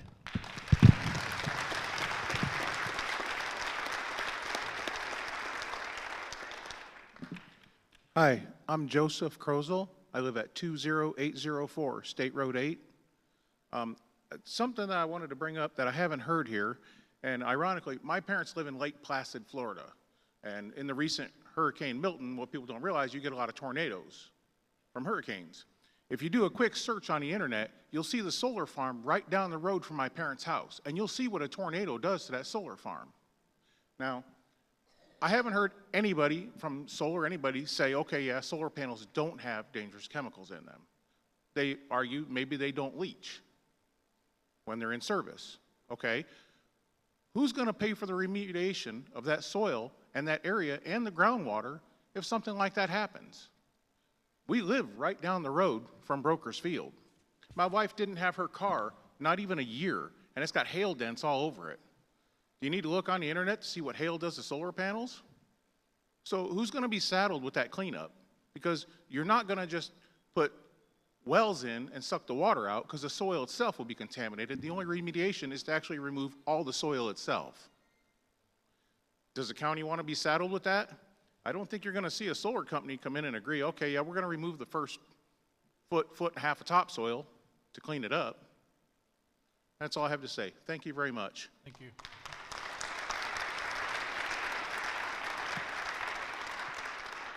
Mark Samuelson, 14222 Union Road, Culver, Indiana. So a couple things I wanted to bring up was, at a current Fair Board meeting, it was proposed by Wahoo Solar that they would donate money to the Fair Board and to the fairgrounds, assuming this Tamarack Road project went through, indicating the floodgates that are already starting to open with the project that's being decided tonight. And not only with the floodgates being opened, I want to go back to a more simplistic agricultural aspect of this. From a standpoint that you're taking 1,400 acres of ground out of future generations to farm. My sons and their sons will probably never farm any of the ground in that area once it goes into the solar fields. Yes, the 1,400 acres is blow sand. I live right around there. We understand it's sand, it goes to gravel. But if it's managed correctly with no-till soil and proper application of fertilizers, it can produce a sustainable crop. And it can be a productive soil as well. But once it's taken out of productivity, it will not go in productivity once it's put in back, once it goes into the solar fields. Getting back to the next generation, yes, you have all these family farms that they have nobody else taking over to farm this ground.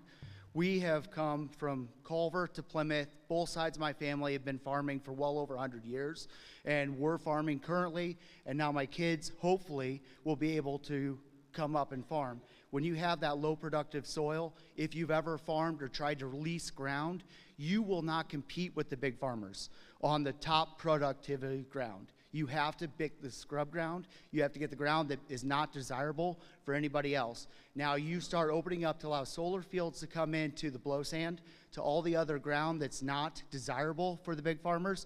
You're now taking ground that future generations and future farmers could be using to build their operation to one day take over the agriculture of our county. That's pretty much what I have to say. Thank you.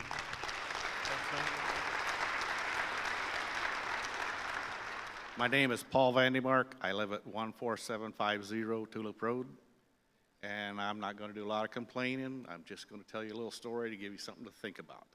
Come a little closer to the mic, please. Let me get it turned up. Is that better? Okay. Back in 1989, my wife and I had a new family, was just starting out. I wanted to get something so my kids and we would have room to grow and room to do things. At that time, the Roy Overmeyer farm came up for sale. It was 150 some odd acres. We bought the farm. It was a dump. We worked hard. We cleaned it up. It looks good now. We raised my 3 kids. We've raised grandkids, and now we got a great grandkid that's going to be working on that farm. All the hard work I put in over these 35 odd years, now it's going to be turned into the center of a big industrial, I don't know what you'd call it, but it's just a big industrial park, like around a city. And I really hate to see all this time and effort that me and my family have put into this be turned in, excuse me, an industrial farm. That's all I got to say. Thank you. Thank you.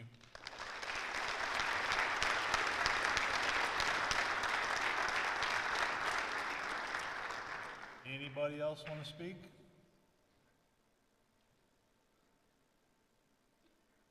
Nobody else?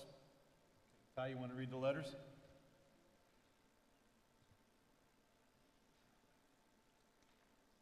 Wait a minute. Sorry, just want to make clear, are we just doing the opposition right now? Last meeting we did the pros. Okay, since the public hearing has been opened, I'd like a chance to speak out in favor. Let them do it.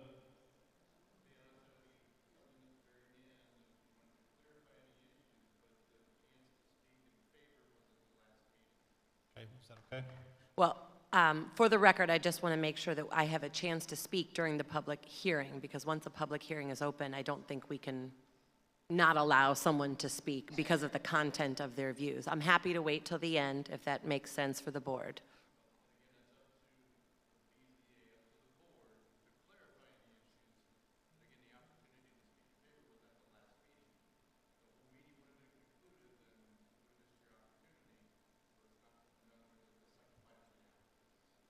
Are you okay with that? I respectfully disagree with council and believe that because the public hearing is open right now, that I do have an opportunity to speak, and I cannot be limited based on the content of what I have to say. If the board would prefer that I wait till the end and there are questions or clarifications, I'm happy to do that at the board's pleasure. But because of course I know we're all creating a record here, I want to make sure it's clear that I don't agree with that viewpoint. So, go ahead and wait. You want to allow it? Just speak now? No? Okay. So you can speak after the petitioners. This will be an open hearing. Okay? after the, Petitioners speak. oh, okay.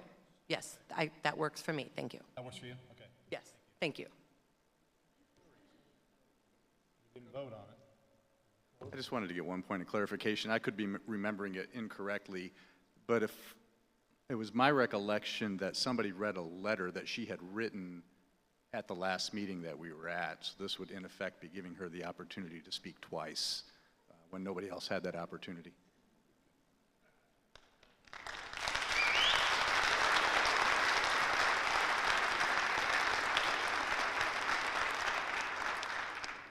You want to go ahead and read the letters, Ty?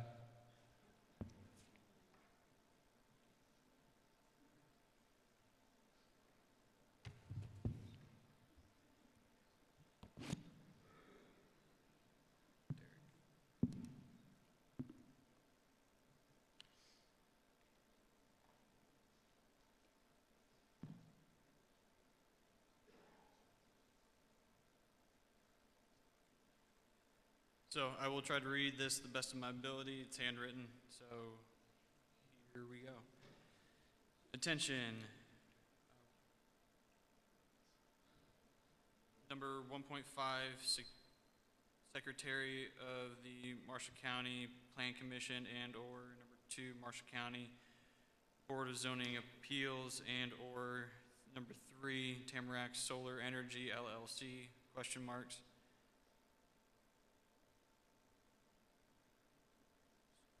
Seriously, in reference to case number 24-BZA-45, Tamarack Solar Energy setting up a solar farm consideration, our proposal look in your dictionaries, people. Definition, Collins Dictionary, a proposal or plan often of written one, see collinsdictionary.com. I vote/propose no. Reason being, I have lived and paid taxes on my property, wife included, for the last 25 years, give or take, as a taxpayer, citizen, American, and as a property owner.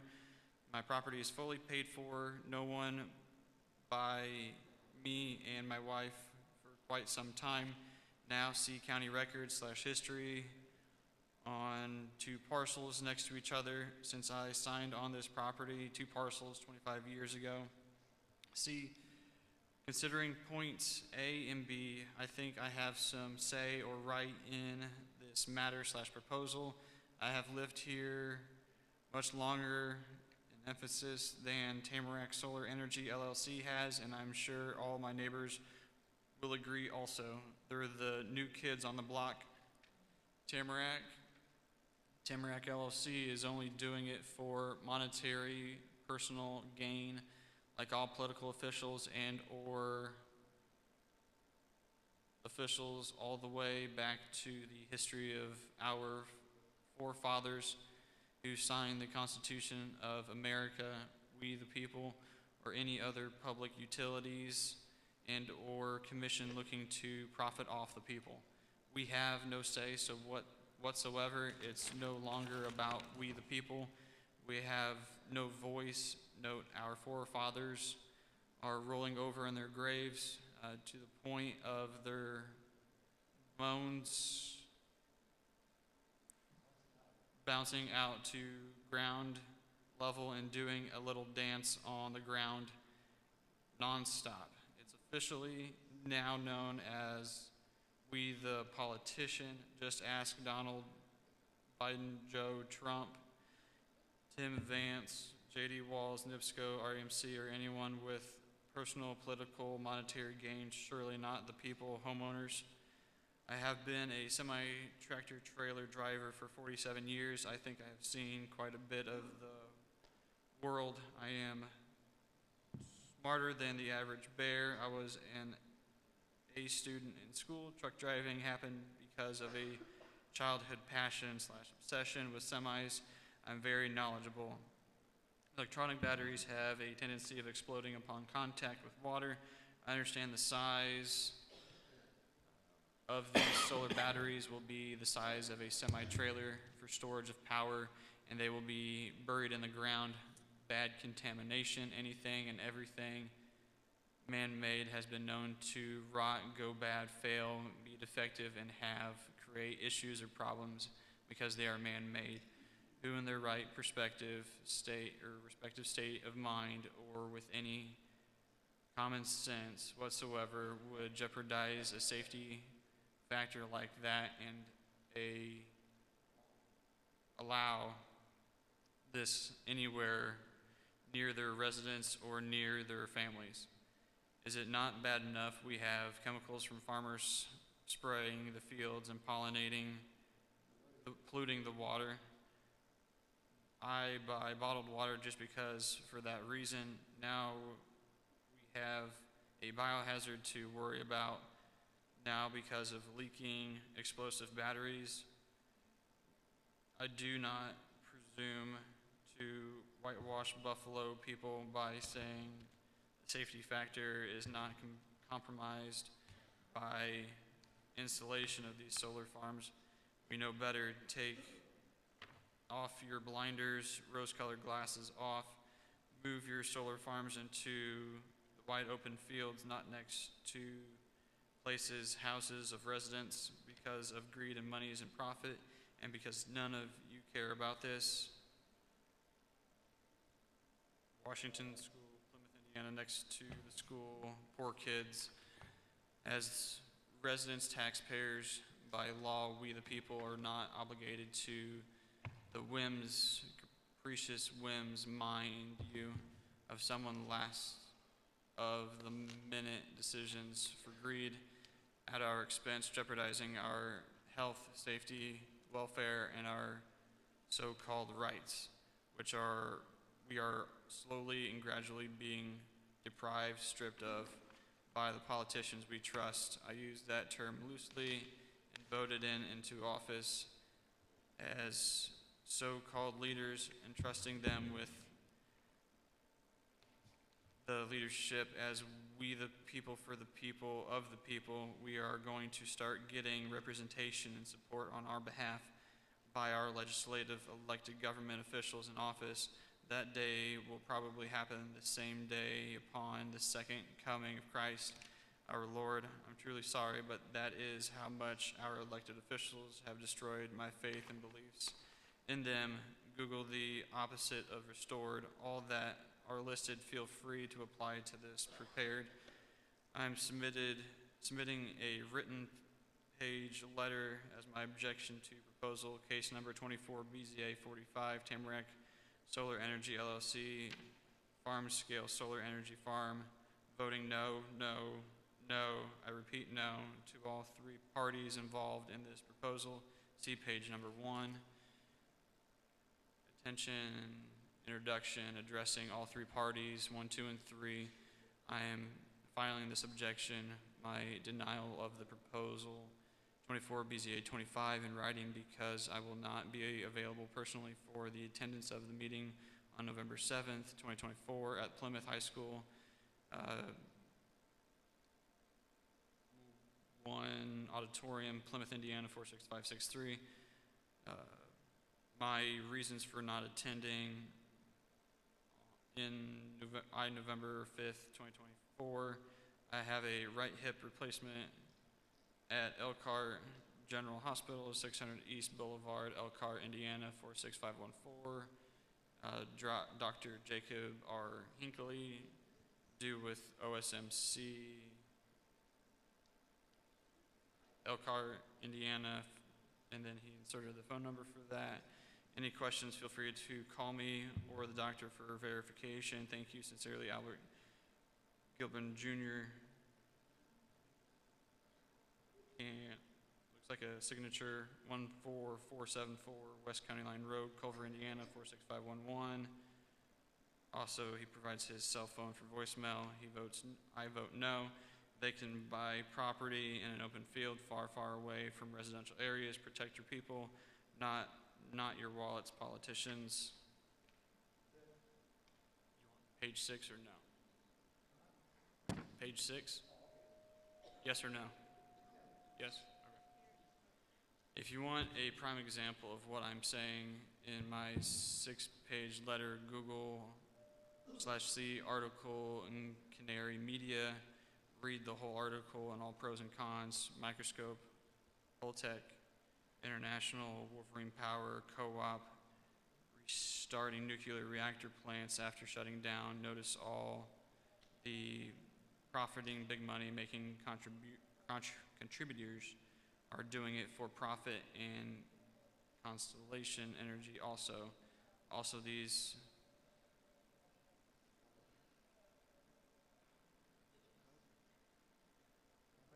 companies are hopping on the bandwagon soapbox, saying it's for the economy, for creating jobs because of high energy burdens, but it's the same old story, song and dance.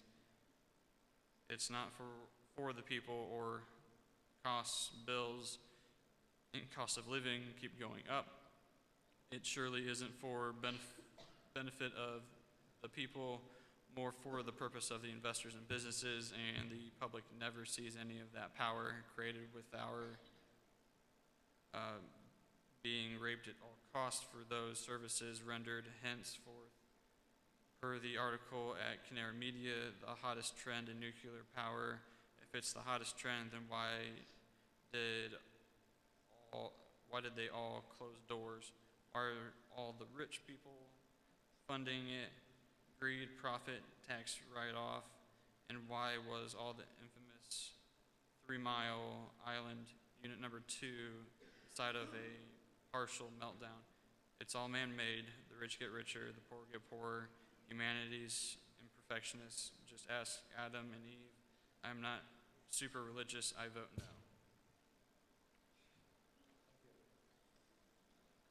Next letter. Marshall County Planning Commission, proposal case 24 BZA 45, Tamarack Solar Energy LLC. I have objections to this proposal. No guarantee that the power gathered in this manner will stay local, nor that our electric rates will go down. No guarantee with the influx of funds from this business that our property taxes won't increase. Statistically, this area of Indiana has on average 50% days of sunshine yearly. I don't see how you can say there is a consistent, strong solar resource in this area when in recent times we had 30 out of 31 days with cloud cover. With the proposed solar farms having tall fencing around the perimeter, there's a major concern during the winter, as fencing causes a change in the pattern of drifting of snow, which would mean increased drift of major highways such as State Road 8 and State Road 17, as well as any other road with solar fields. This would have the potential to force those roads to be closed at the time of a large snowfall, which would add an increased burden of emergency vehicles, or emergency services, schools, and people just being able to get back and forth to work. Why is this company that is supposedly locally owned not willing to state who is on their board of directors? Why isn't a company from Texas being used instead of a California-based liberal company? Why does all the literature on Tamarack Solar Energy LLC have a Chicago address? The reason why the Kingsbury Munitions was built in its location was because of the immense amount of cloud cover in northern Indiana. If the U.S. government deemed that there was sufficient cloud cover in this area to build a munitions plant, why would anyone put solar cells that only produce a partial amount of energy due to lack of sunlight in the same area? The U.S. government was worried about the Soviet satellite technology prying eyes, thus building where there was sufficient cloud cover. There seems to be a Democratic paper trail from California to Chicago for the parent company of Tamarack Solar Energy LLC. And why is the name of the parent company, Invenergy, the same name as the defunct real estate business out of Texas? I don't feel that the money generated by this company with the use of Marshall County farmland will stay in Marshall County. The profits will be funneled to the parent company, which is based in California, a liberal state. Brian Kraft, 20700 State Road 8, Culver, Indiana, 46511. The next letter, Marshall County Board of Zoning Appeals, care of Ty Adley, Executive Director of Planning and Zoning, 112 West Jefferson Street, room 302, Plymouth, Indiana, sent via email in reply to landowners in support of proposed Tamarack Solar Project. To the Marshall County Board of Zoning Appeals, I represent a group of landowners in Marshall County, Indiana, including Ed and Kim Rader, Eldon Amore, Glenn Miller, John and Bonnie Broker, Buller Bridge Farms LLC, John Singleton, Mark Smith, Michael Umball, and Tim McCarthy, classified as the landowners. The landowners have learned that the BZA will be considering the Invenergy Tamarack Solar Project, at a hearing on November 7, 2024. The landowners wish to voice their support for the project. The landowners support the project because, one, they support private property rights. Two, the project will have a positive economic impact on Marshall County. And three, the project will secure the future of agricultural operations in the county. Therefore, the landowners request that the BZA approve the special exception for the project as presented. One, the landowners support the private property rights of those who choose to enroll in the project. First, the landowners support the Board of Zoning Appeals granting of a special exception because in doing so, the BZA would honor individual property rights. Of course, the decision to participate in the project is entirely voluntary. Landowners have freely chosen to sign their land up for temporary use as a solar farm to create renewable energy for Marshall County and beyond. As our founders recognized, private property is the foundation not only of prosperity, but of freedom itself. Thus, through our federal and state constitution, the founders protected property rights, the rights of people to freely acquire, use, and dispose of property. With the growth of government, however, those rights have been seriously compromised. Property owners are, of course, prohibited from using their property in a way that injures their neighbors, but the injury must be a real, tangible thing, not simply an interest in looking at neighbors' cornfield rather than a solar field. In other words, the neighbor also has private property rights, but those rights do not extend to the right to look at something specific on the landowner's property. The project proposed has taken steps to protect non-participating landowners' rights, vegetative buffers, landscaping, setbacks, erosion control measures, agricultural fencing, and noise restrictions. These measures ensure that each person's private property rights are protected. Indiana's farms have always produced food, fuel, and fiber for the American economy. Specialty crops referenced in the Marshall County staff report require significant investment by the farmer and landowners, including center pivot irrigation, complicated computerized control panels to ensure even water resources, and additional labor, new plantings or harvesting equipment, and access to specialty markets, and involves substantial risk. Landowners are in the best position to decide what types of uses are best supported by the landowner's fields. Corn and soybeans growers also produce high-value oils, ethanol, and biofuels used to energize America's transportation sector. In 2023, 43% of Indiana's corn crop went into ethanol production. Other farms are producing hemp, cotton, and other fibers. The development of a solar farm is simply another way to produce fuel from Indiana agricultural ground. The project represents a shift from one type of fuel, ethanol, to another, solar power. According to the USDA, as of 2022, there are 182,249 acres of tillable cropland in Marshall County. The county produces 88,904 acres of corn in 2022. Using the state's average means, Marshall County utilized about 38,228 acres to produce fuel in the form of ethanol. The project would temporarily use approximately 1,300 fenced-in Marshall County acres to produce fuel in the form of solar. This is 0.7% of the total cropland in Marshall County. We believe in the American free market system in which property is privately owned, managed, and operated for profit and individual satisfaction. And the erosion of that right weakens all other rights guaranteed to individuals by the Constitution. Private property rights are foundational to our nation and are critical to ensuring secure and well-managed farms. Acre by acre, farmers and ranchers know their land better than the back of their hands. Because agricultural producers are best suited to choose the production practices that work best for their land, they must be free to use their land as they see best. The Marshall County Comprehensive Plan recognizes the importance of protecting private property rights while also prioritizing the preservation of agricultural land. Marshall County Comp Plan, page 9-4. This project would strike that balance. The project allows landowners to exercise their private property rights and choose to participate in the solar farm while continuing to use the land for additional agricultural production of their choosing for the duration of the lease. Solar is an ideal temporary and complementary use to agricultural uses of the land. Number two, the project will have a positive economic impact on Marshall County. Second, Marshall County will benefit from the economic investment involved in this project. The project will contribute to the diversification of the Marshall County tax base to support a wide range of far-reaching public benefits, including roads, bridges, health services, schools, debt service, and reduced need for revenue from other sources. The project could also be used to lower taxes for county residents.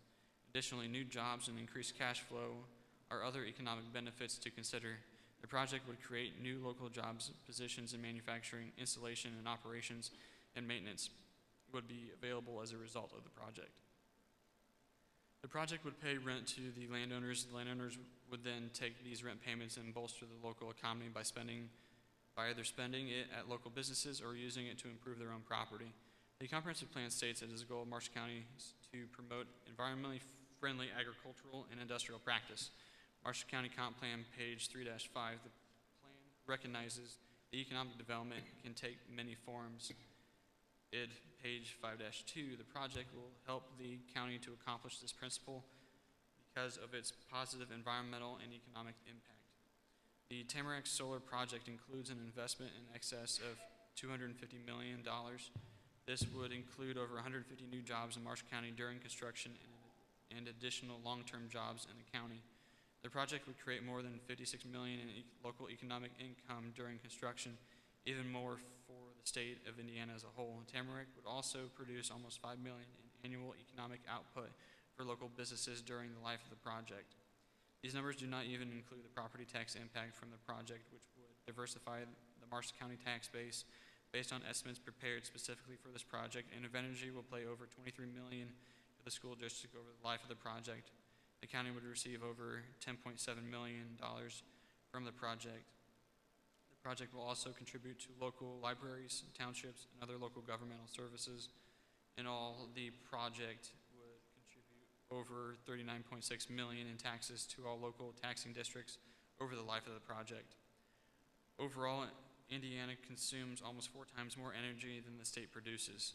The project would contribute to the region's electricity capacity, which is needed as coal-fired plants are retiring while our energy needs are rising.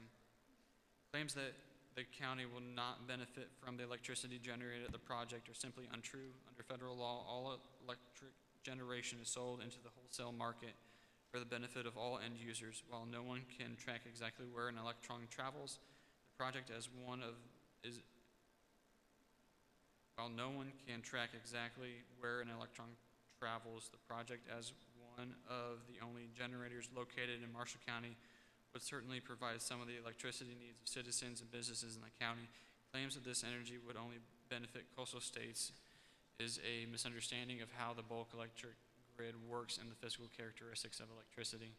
Developing the project on farmland, landowners have selected in adding grasses, legumes, and other cover crop species will allow the land to rest and become more productive. Water, fertilizer, and pesticide use would be reduced. This project will protect forest land and wetlands by allowing the ground to rest by establishing desired perennial vegetation, including prairie grasses that are native to this area. The project is not unlike federal programs which pay farmers to take acres out of production for conservation purposes. Here, the property will be used to produce clean energy while the soil rests. Potentially, landowners could add livestock in a regenerative rotational grazing pattern to hasten the improvement of soil health. Soil health is the continued capacity of the soil to function as a vital living ecosystem. It is measured by the soil's ability to sustain plant and animal life, maintain or enhance the quality of water and air, and support human health in the environment. Number 3, the project is designed to secure the future of agricultural operations in Marshall County. Finally, the project will preserve and protect agricultural land for the next generation. The leases here give the solar company the right to install panels to capture solar power for a set period. During this time, the land will be unavailable to warehouses, subdivisions, strip malls, and other sprawling land uses. The land cannot be developed during the term of the lease. The panels are installed without concrete footers, reducing any potential compaction. The topsoil and drainage will be maintained. The solar company or a local farmer will plant cover crops on the farmland under the panels to prevent erosion. As research continues, the project may develop a agrivoltaics program where we can farm the land and the sun at the same time. This could take the form of sheep grazing program, hybrid corn or soybeans, or melons or vegetables under the panels. At a minimum, the project will plant native plants to boast local pollinators, essentially.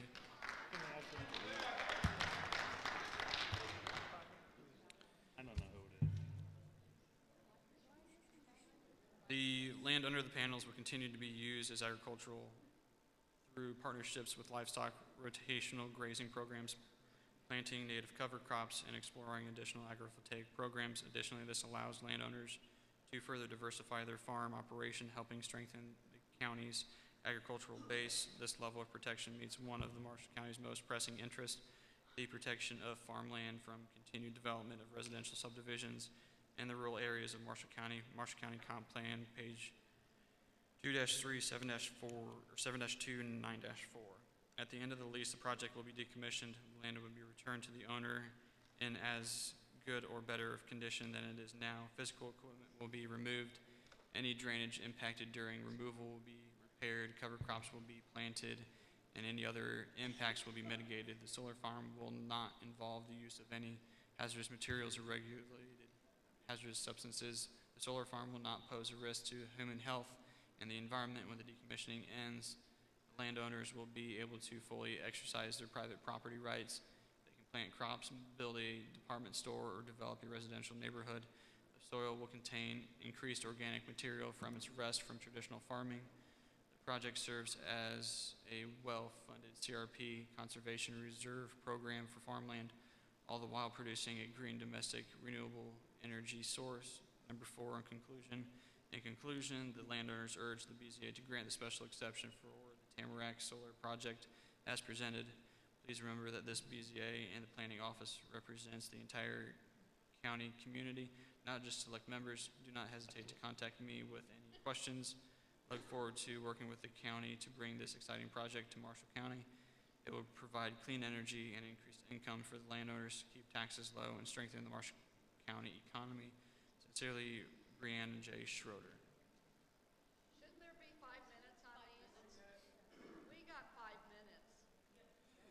To whom it may concern, in regard to the consideration of a farm-scale solar energy system on case 24 BZA 45, Tamarack Solar Energy LLC, a request for a special use to allow 150 megawatt, 446 panel acre farm-scale solar energy system that has 1,435 acres within perimeter fencing in portions of West and Union Townships. This proposal is located within 300 feet or 2 parcels of our property. We oppose this request greatly.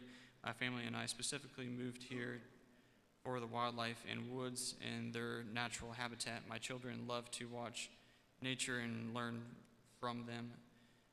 There is such peace, tranquility here, which is becoming few in the area. Please reconsider this proposal and say no to the solar energy.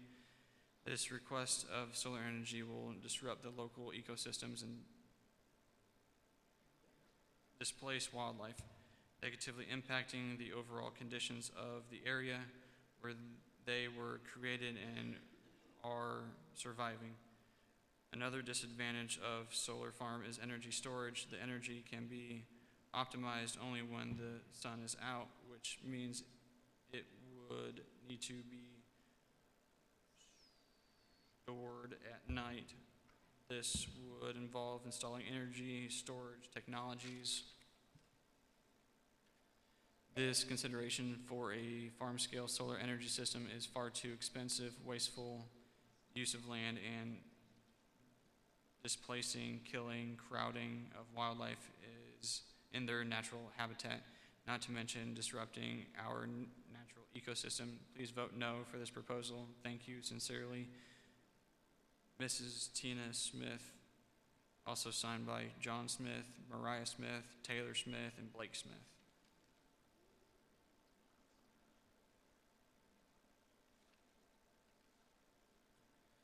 The next letter, Marshall County Planning Commission, 112 West Jefferson Street, room 302, Scott and Robin Summers, 19416 State Road 8, Culver, Indiana. They've provided their cell phone for record, as well as their parcel is identified as 503120000011000017.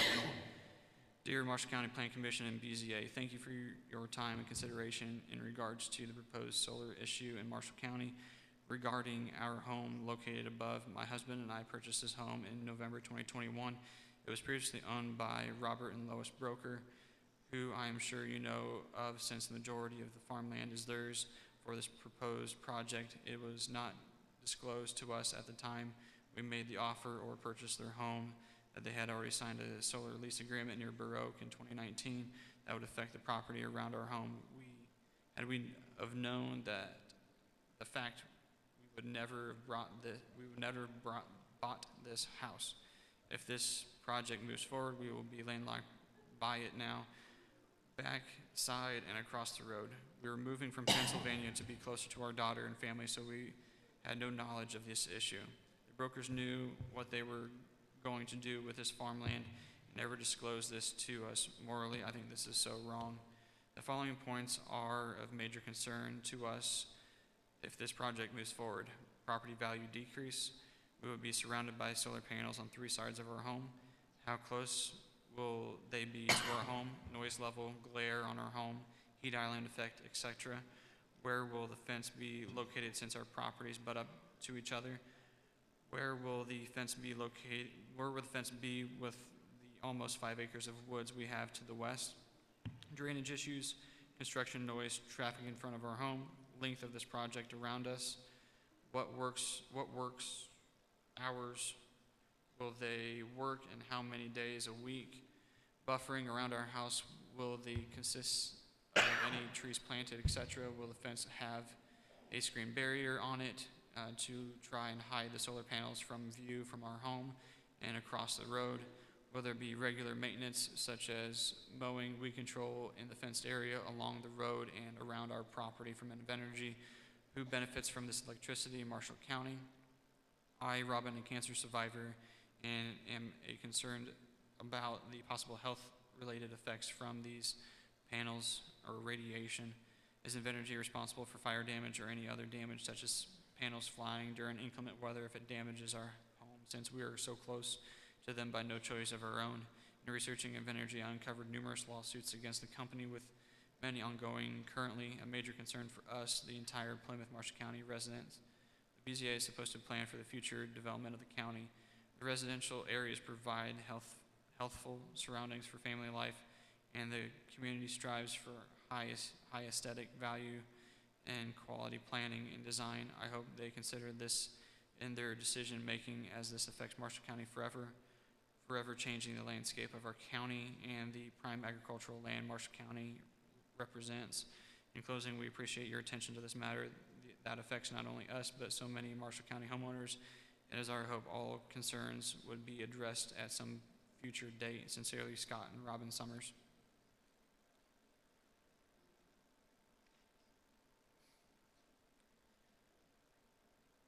My family and I own Bullbridge Farms property that makes up a significant part of the Tamarack Solar Farm. Growing up, my dad, Bob Broker, always managed the farm. He worked long hours on land to support my family. The land is very sandy, and he needed to add irrigation, fertilizer, and constantly work the land just to make it suitable for farming. Because of this hard work, certain crops like potatoes, tomatoes, and green beans did well on the ground. Because the ground was so sandy, we didn't have the luxury of producing high-yielding corn and beans, so we took a chance on these specialty crops, and over the years it fortunately worked out for us. But nothing is certain that these specialty crops will continue to work out for us. What happens if water access becomes an issue for us in the future? What if we can't make enough from renters and they prefer other property, or the sandy soil continued to erode until the property is no longer farmable? These are all risks my family faces, and risks that my dad, the farmer, is no longer able to manage.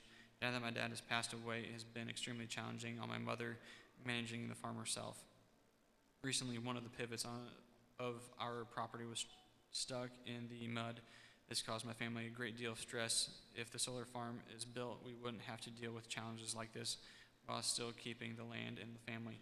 Reasons like this are why my family saw solar as an incredible opportunity for Bullbridge Farms Dad was getting older and nobody in the immediate next generation planned to farm.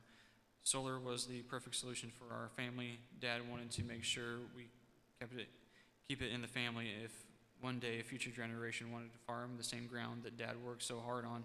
The solar project gave our family peace of mind that this was possible. Fortunately, the benefits of this project extend beyond my immediate family. We're excited to know that the land will have a purpose that benefits everyone as everyone uses power. While some may have concerns about the visual impact of solar panels, modern designs are aesthetically pleasing and can be integrated seamlessly into the landscape. Additionally, farmland often is purchased for homes or housing developments, which are often very unattractive. The solar projects will give longevity of the land because the contracts are very long, ensuring that land doesn't become sold in tracts for homes or other unsightly purposes. I strongly believe that that developing a solar farm in our area is a positive step towards a cleaner, more sustainable future. It is an opportunity to protect our environment, create economic benefits, and demonstrate our commitment to cleaner air, water, and soil. The future is constantly changing. We feel this helps our family and the world change for the better. Laura and Robert McMahon, Goldbridge Farms. Sincerely, Laura McMahon. I have a form letter dated for November 5th, 2024 for the Marshall County Board of Zoning Appeals, 112 West Jefferson Street, Plymouth, Indiana. To whom it may concern, as a resident of Marshall County, I'd like to express my support of the Tamarack Solar Energy Project because the Tamarack Solar Energy Center will invest over $100 million into Marshall County community while providing cleaner, more reliable, and affordable homegrown energy to meet Indiana's growing energy demand. I support private landowner rights. These solar leases will help our local farmers diversify their income and hold on to their land, and the project will benefit our local economy by contributing to our tax base and creating up to 175 good-paying local construction jobs, which will boost our local economy. Sincerely, Bobby Reinhold, 10814 Cardinal Circle, Plymouth, Indiana, 46563.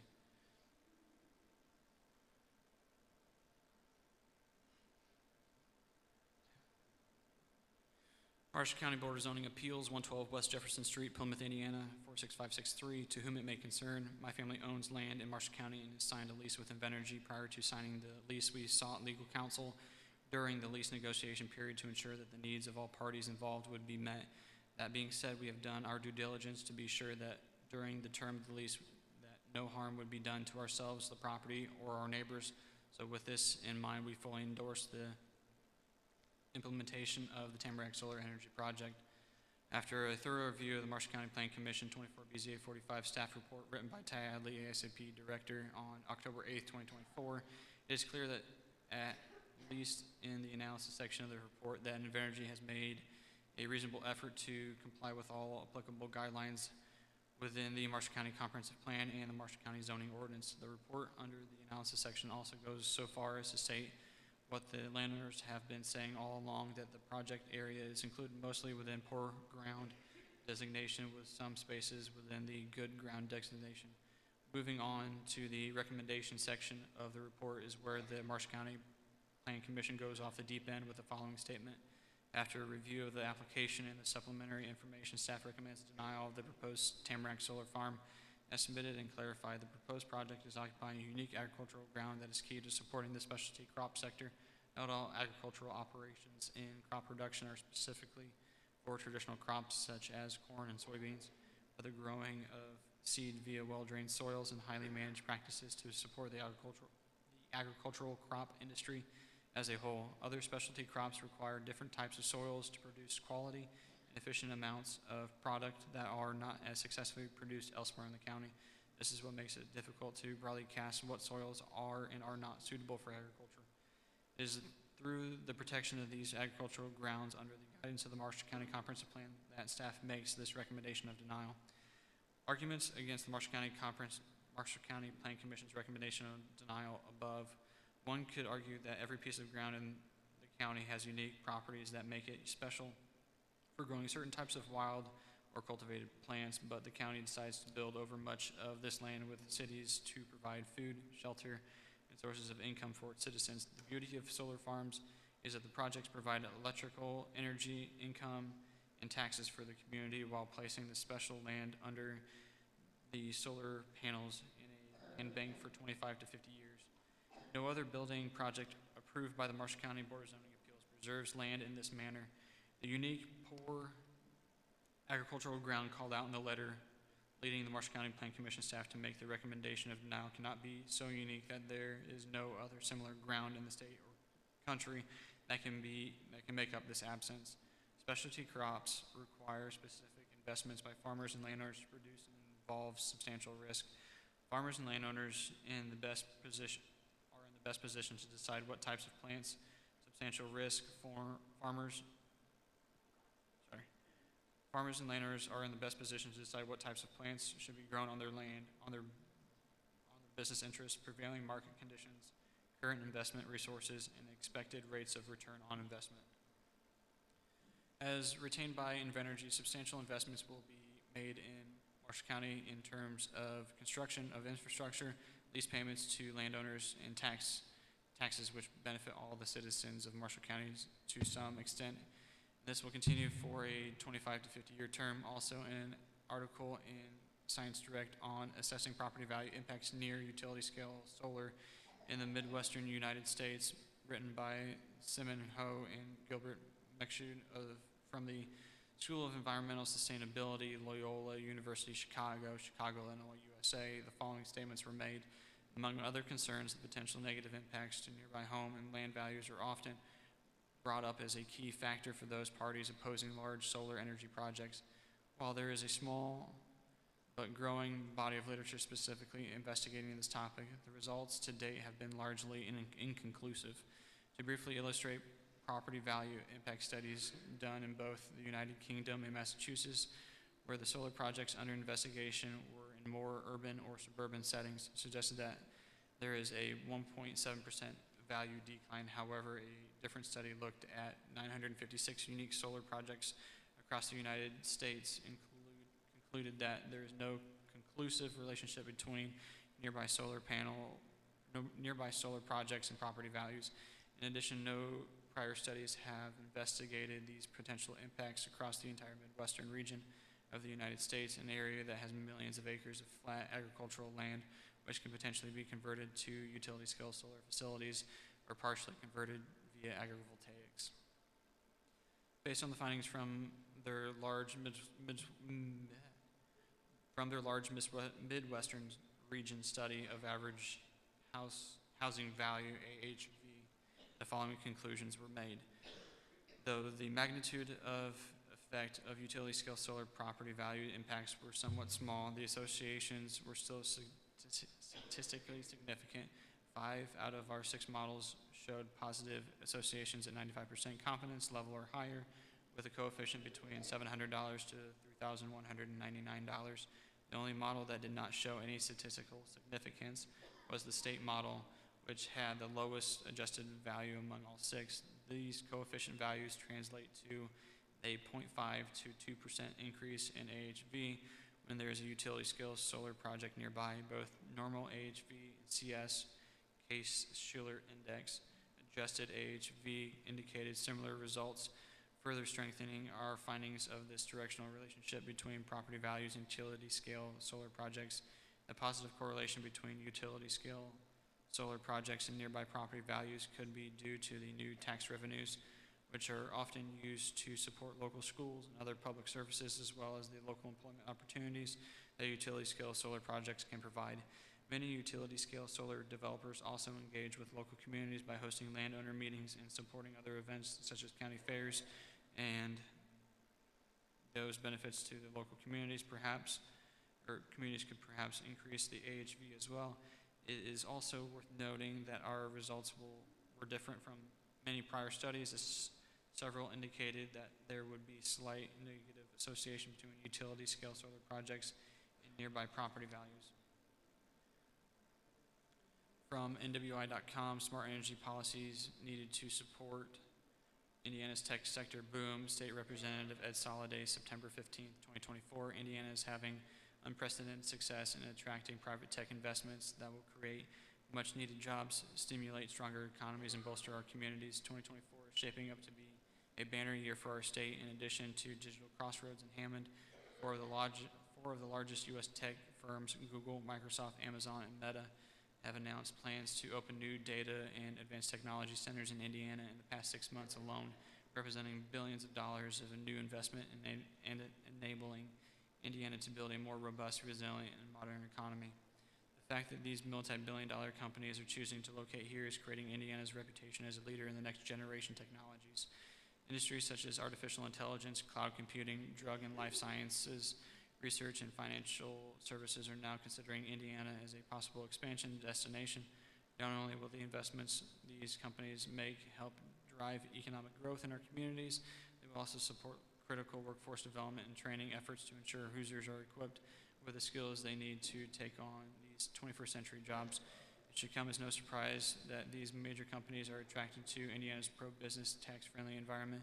However, as welcome these tech giants to our state, there will undoubtedly be a need to increase the supply of energy available on our state's electric grid to support the operations at their new facilities without impacting energy reliability or affordability for Indiana homes, businesses, and communities. To maintain this momentum, Indiana must take full advantage of all of our resources to ensure there is no shortage of power. Continuing to attract new businesses and industries to our state will require an all of the above energy strategy.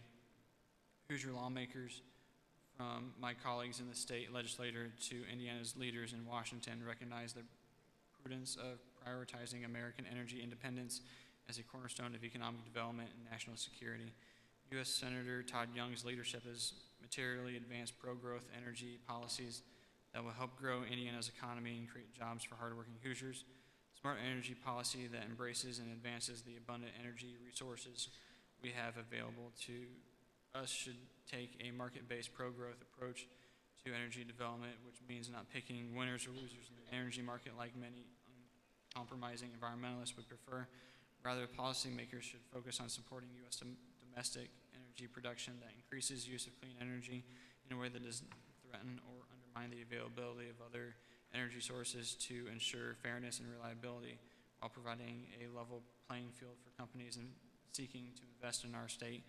As Indiana continues to grow its presence in the tech industry, we remain steadfast to our commitment to the 5 pillars of energy policy outlined in HEA 1007: reliability, resilience, sustainability, affordability, and environmental sustainability.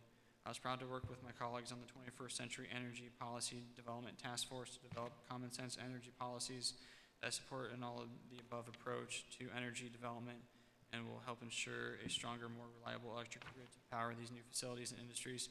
State Representative Ed Soliday, Republican out of Valparaiso, is co-chair of the 21st Century Energy Policy Development Task Force and chair of the House Committee on Utilities, Energy, and Telecommunications. After reading the article from the NWI.com above, the members of the Marshall County Board of Zoning Appeals should consider whether or not Marshall County is ready for high-tech business investments, tax revenue, and jobs, or should a pass be given to these economic opportunities for citizens of Marshall County to other counties in the state, because according to Marshall County Comprehensive Plan, the growth of Marshall County's employment base should not come at the expense of the natural environment. Strict adherence to this guideline would limit all human activity in the county, because even agriculture or creation of a path through the woods comes at an expense of the natural environment. This statement would better serve the public if it was rewritten as follows: the growth of Marshall County's employment base should not come at the expense of the health, safety, and the environment. With solar and energy projects, there are no risks to health, safety, and the environment. Number one, bifacial safety glass solar panels do not release any more leachate in the environment than glass in a household picture window or storefront. Bifacial safety glass solar panels are able to withstand wind velocities up to 140 miles an hour, far exceeding the durability of most homes and outbuildings during a severe weather event. Glare will not be an issue because the solar panels mounted on a single axis tracker are designed to maximize the conversion of light into electricity. The sound at the edge of the solar farm from site inverters placed in the middle of an array areas is less than the Marshall County zoning ordinance of 50 weighted decibels. Quiet conversation, quiet office or home, quiet residential street, quiet refrigerator, moderate rainfall. Based on a sound study completed by Invenergy, no noise receptor exceeded an hourly average sound level greater than 42 weighted decibels, which is the equivalent to the sound level in a quiet library. Number 5, native prairie grasses and bee-friendly wildflowers will be planted below solar panels, ending tillage and the use of herbicides and pesticides. Solar farms will not result in the loss of any animal life compared to the losses associated with county roads and the predation of wildlife by feral cats. Solar farms will not exacerbate flooding in the areas they are located because the solar panels are mounted primarily above rapidly permeable soils. In conclusion, I urge Marshall County Board of Zoning Appeals to grant the special exception for the Tamarack Solar Energy Project as presented. It will provide clean energy and increased income for the landowners, jobs for construction workers, keep taxes low, and strengthen the Marshall County economy. It will also potentially draw new businesses into the community that are committed to going green. Sincerely, Edgar H. Ritter, 14218 Tulip Road, Culver, Indiana, and he provides his phone number and email for reference. On to the next letter, Marshall County Board of Zoning Appeals, 112 West Jefferson Street, Plymouth, Indiana. To whom it may concern, as a resident of Marshall County, I would like to express my support of the Tamarack Solar Energy Project because the Tamarack Solar Energy Center will invest over $100 million into the Marshall County community while providing cleaner, more reliable, and affordable homegrown energy to meet Indiana's growing energy demand. I support private property landowner rights. These leases will help our local farmers diversify their income and hold to their land. The project will benefit our local economy by contributing to our local tax base and creating up to 175 good-paying local construction jobs, which will boost our local economy. Sincerely, Marcia Cook, 810 East LaPorte Street, Plymouth, Indiana. Marshall County Board of Zoning Appeals, attention Area Plan Commission Director Tyali, Plan Director, attention Marshall County Board of Zoning Appeals. At the center, we believe the best policies are those that balance citizens' concerns, energy needs, and economic benefits. These policies will help local communities grow and prosper in an era of energy diversification. We believe and support local communities through the development of renewable energy policies that provide financial and quality of life improvements for local government and its citizens, and sharing facts to allow the governing body to make informed decisions. Due to previously scheduled engagements and my inability to attend the Board of Zoning Appeals meeting on November 7th, I'm writing to request your favorable consideration of the special use application 24 BZA 45 for Tamarack Solar Energy LLC to allow 150 megawatt, 446 panel acre solar energy system on 1,435 acres.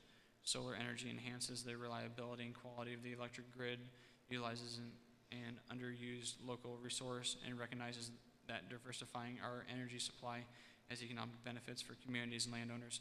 I often hear of concerns about view shed around the solar fields. Fortunately, the panels do not extend higher than grain silos, hog barns, manufacturing plants, or houses that are easily shaded from view by vegetated buffers. There are also comments about declining property values. White County has 7 wind farms and 4 solar projects, either in operation or under construction. I recently talked with the president of the White County Realtors Association. He stated that property values in White County have not declined, and we have more people looking to purchase property in the area than we have property available for sale. There is a study recently released by Loyola University assessing the impact of solar energy projects on surrounding property values. This study conducted a multi-state review of numerous solar energy projects. 22 Indiana projects were included in the analysis. Quoting the study abstract, this paper investigates the location of utility-scale solar facilities in the U.S. Midwest from 2009 to 2022, the average home value in each relative zip code, and whether the presence of utility-scale solar project affected nearby property values in a manner. The authors concluded that the utility-scale solar projects increased nearby property values by 0.5 to 2%. Source, PDF assessing property value impacts near utility-scale solar in the Midwest United States. The Indiana State Department of Agriculture was tasked with completing an inventory on lost farmland from 2010 to 2022. The study was released this summer and confirmed that we have lost nearly 350,000 acres of farmland between 2010 and 2022. However, the primary cause of the reduction of farmland was due to residential use. As I'm sure you know, once a house is built, it is rarely removed. The benefit of granting the special use for solar solar is the solar panels can be removed after their useful life and the land can be returned to other uses, source provided. Oftentimes there are concerns that we are taking away agricultural land that is producing food. It is important to note that in 2023, 43% of Indiana's corn went into the ethanol industry, a transportation fuel which is similar to utilizing solar energy to fuel electric vehicles. When a solar project is built in an agricultural area, the land can still be used to produce food through agrivoltaics, the growing of crops and grazing of livestock around the solar panels. One final crucial point, the landowner decides if he wants to stop growing crops and sign a lease to put his land in a solar project. There is no eminent domain, it is landowner choice. As a resident of White County, Indiana, I see firsthand the economic benefits renewable energy has brought to our rural community, and I welcome any phone calls to discuss renewable energy in more detail. I hereby request your favorable consideration for this special use amendment number 24 BZA 45 for Tamarack Solar Energy LLC. Best regards, Connie Neininger, National Policy Advisor. Ty. Sir. We're going to, Derek and I talk, we're going to take a 10-minute break again. We're going to discuss reading the rest of the letters. So. You're going to take a 10-minute break? Take a 10-minute break. Okay, I will begin your timer.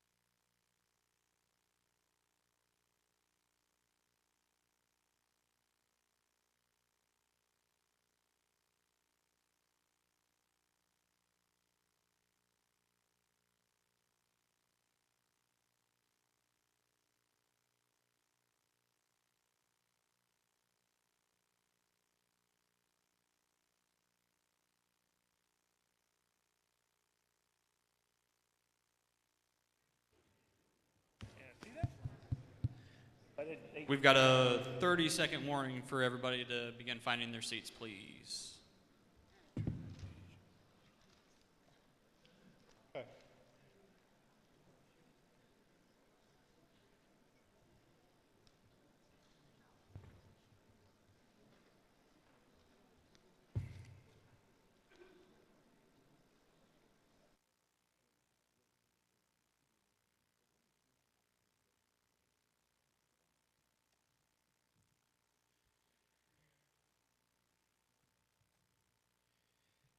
Mr. President, I have 10 minutes. Okay. We discussed reading the letters, and it's determined that we do not have to read the rest of the letters. I'll make a motion not to read the rest of the letters. I'll second. Guys, I want to clarify for the record. It's a situation that at the last meeting there was a motion that basically the letters would be read aloud that were submitted at the time. Sorry. Is that working? Yeah, great. Okay, to clarify, again, for the record, it was indicated at the last meeting on November the 7th that the letters were going to be read aloud, but given the amount and the volume of the letters that we have left to go, and we're sitting here at 9 o'clock, I think Ty is probably through maybe 20–30% of those. The letters are not required to be read. They are required to be considered by the BZA. So in other words, they have to be just that, considered, read by you, but they do not have to be read aloud here during the public hearing component of the meeting. And so it is possible to basically make a motion that the remainder of the letters would not be read, but they would be considered by the BZA, which means that at a subsequent meeting, a determination would be made, not tonight, because you do need to take a look at and consider the letters. Okay? But quite frankly, we've got an hour left anyway, and still other issues left to take care of and get taken care of. So it is possible to make a motion to amend the previous procedure rule that was issued at the last meeting to allow the letters to be considered by the BZA, but not necessarily continue to be read aloud. Otherwise, we'd be looking at possibly 3 or 4 meetings left to go. Okay. You made the motion? I make the motion. Second? And I second. Do we need a roll call vote, or can we just do a voice vote? Mr. Bennett? Yes. Mr. Hostetler? Mr. Kephart? Mr. Miller? Yes. Mr. Gustafson? Yes. Okay.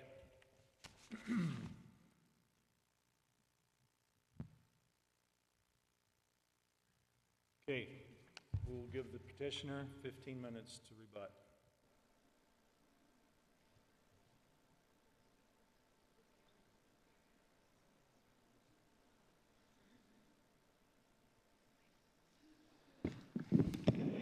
Take this down.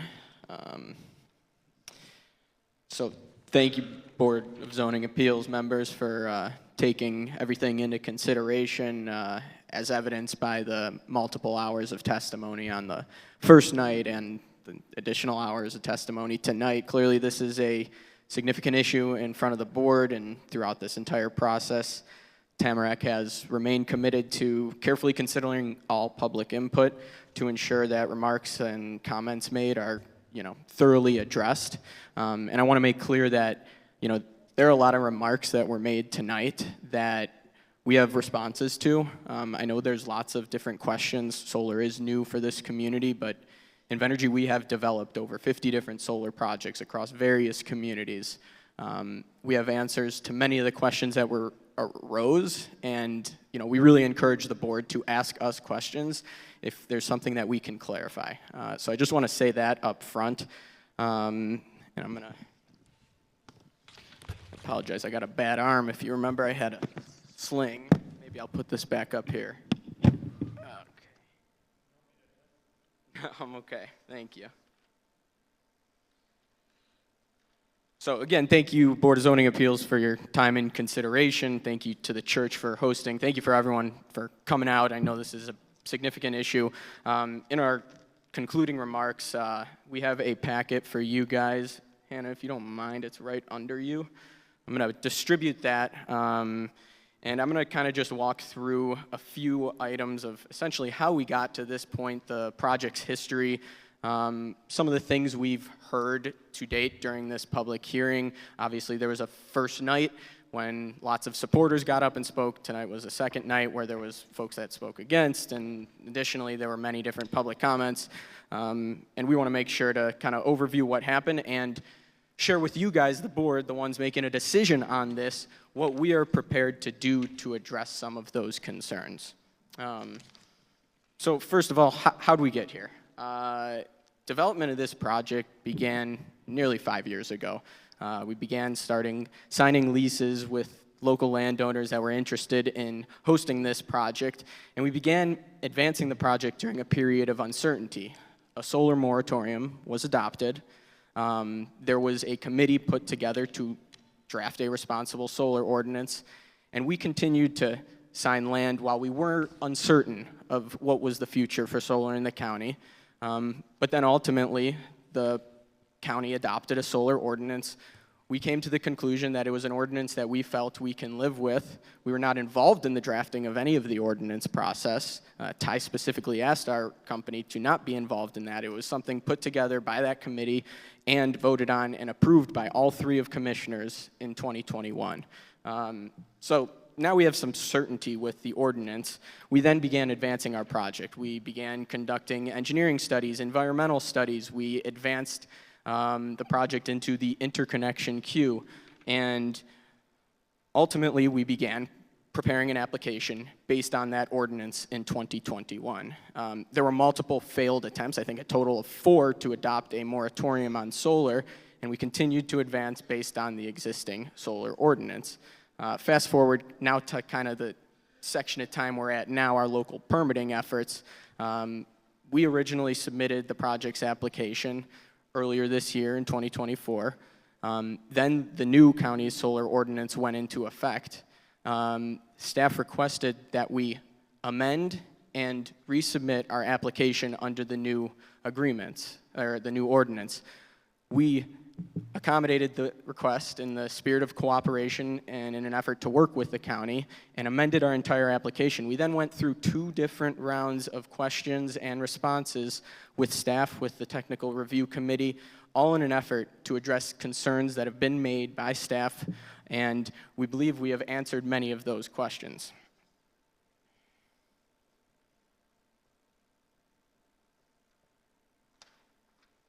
So now getting to, essentially this public hearing, what we heard, over 1,000 notices were sent out for this project. Obviously, it's a big issue in the local community, and we wanted to make sure that anyone that received a notice also had the opportunity to speak with us, so that we could answer any questions that they may have. So we, Invenergy, then followed up the county's public notice with an additional notice to all 600 different individuals. There were multiple parcels that had the same address in the original 1,000 addresses. And we sent out 600 different mailers. We provided our contact information. We provided additional facts and figures on the project. And in response to the 600 pieces of mail that we sent back, we received 6 responses. 6. 6 people were interested in speaking with us, learning more about the project. I think that in itself is telling. We make ourselves available, and we are open to hearing concerns of the public, but there was not much. We actually, with those 6, we had really productive conversations. I think one of those women actually came out to the previous meeting. But we continue to make ourselves available. And moving on, we then went above and beyond and made an effort to knock on the doors nearest to the project area that may be impacted. And during that process, thank you, Jeff. So we made an effort to knock on doors. It's possible that people were not home, but we did make contact with over 45 different people. And the majority of the people that we spoke with, in terms of the statistics, there were 47 total people we spoke with. 20 of them were opposed to the project, and 27 were either neutral or supported the project. I do think it's important that that's out there in the record, because it is significant that many of the people nearest to the project either don't have an opinion or are supportive of the project. And honestly, that is something, in Venergy, we've developed projects all across Indiana, all across the country. This is something we consistently find, that there are, majority of people could care less one way or another whether the project happens, but they do care whether their taxes might decrease a little bit. They care about their properties, their neighbors' property rights. They care about jobs that might come into the community.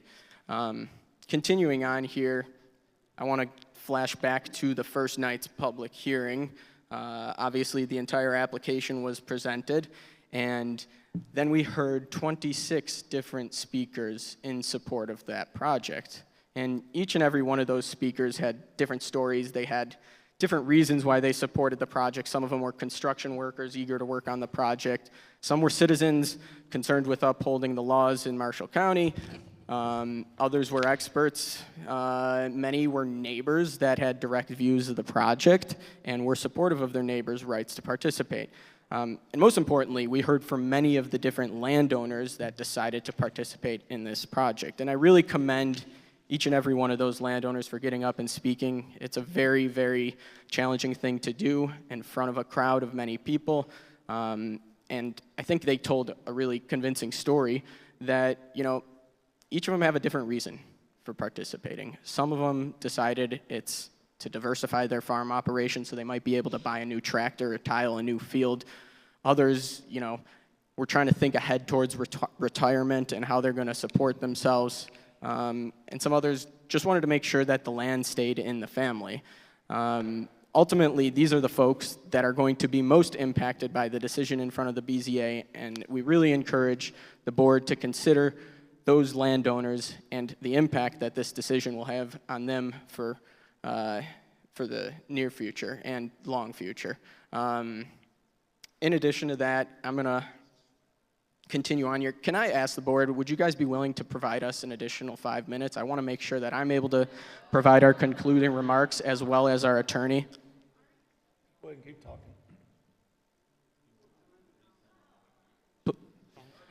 Again, we have lots we have to share. Is that, thank you. We appreciate it. So continuing on here,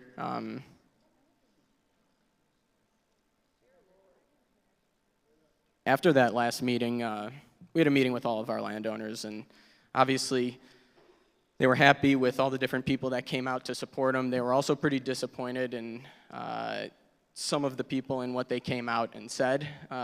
And I do think it's important. I want to share just a few remarks of what they said to us after that meeting, given they don't have time now to speak again. Just to highlight a few. So one of our main landowners, Tim McCarthy, he shared, do they understand that the only reason we have specialty crops is because we have installed pivots? And the reason we have pivots is because it's the only way we have been able to make our land productive. Another one of our landowners, Bonnie Broker, pleaded to me. She said, you know, we work so hard as farmers. When we finally have an opportunity to get ahead, why are they making it so difficult for us? And actually, probably one of my favorite ones was from a landowner, Lois Broker. She pointed out that harvesting the sun is a type of specialty crop for them. And I thought that was a really interesting point because it's no different than, you know, the potatoes they put in there are only possible because the pivots that water the ground, just as this project is only possible because the transmission lines that access the project area. The potatoes that they plant and ultimately sell are only possible because there's a demand for this type of crop. There's that same type of demand for electricity because it's a commodity. Ultimately, this project is going to plant prairie grasses beneath the entire project area, and we'll end up creating a lot of benefits for the soil, ultimately protect cleaner air, water, and soil, and maintain the soil's health for a long period to come with those prairie grasses.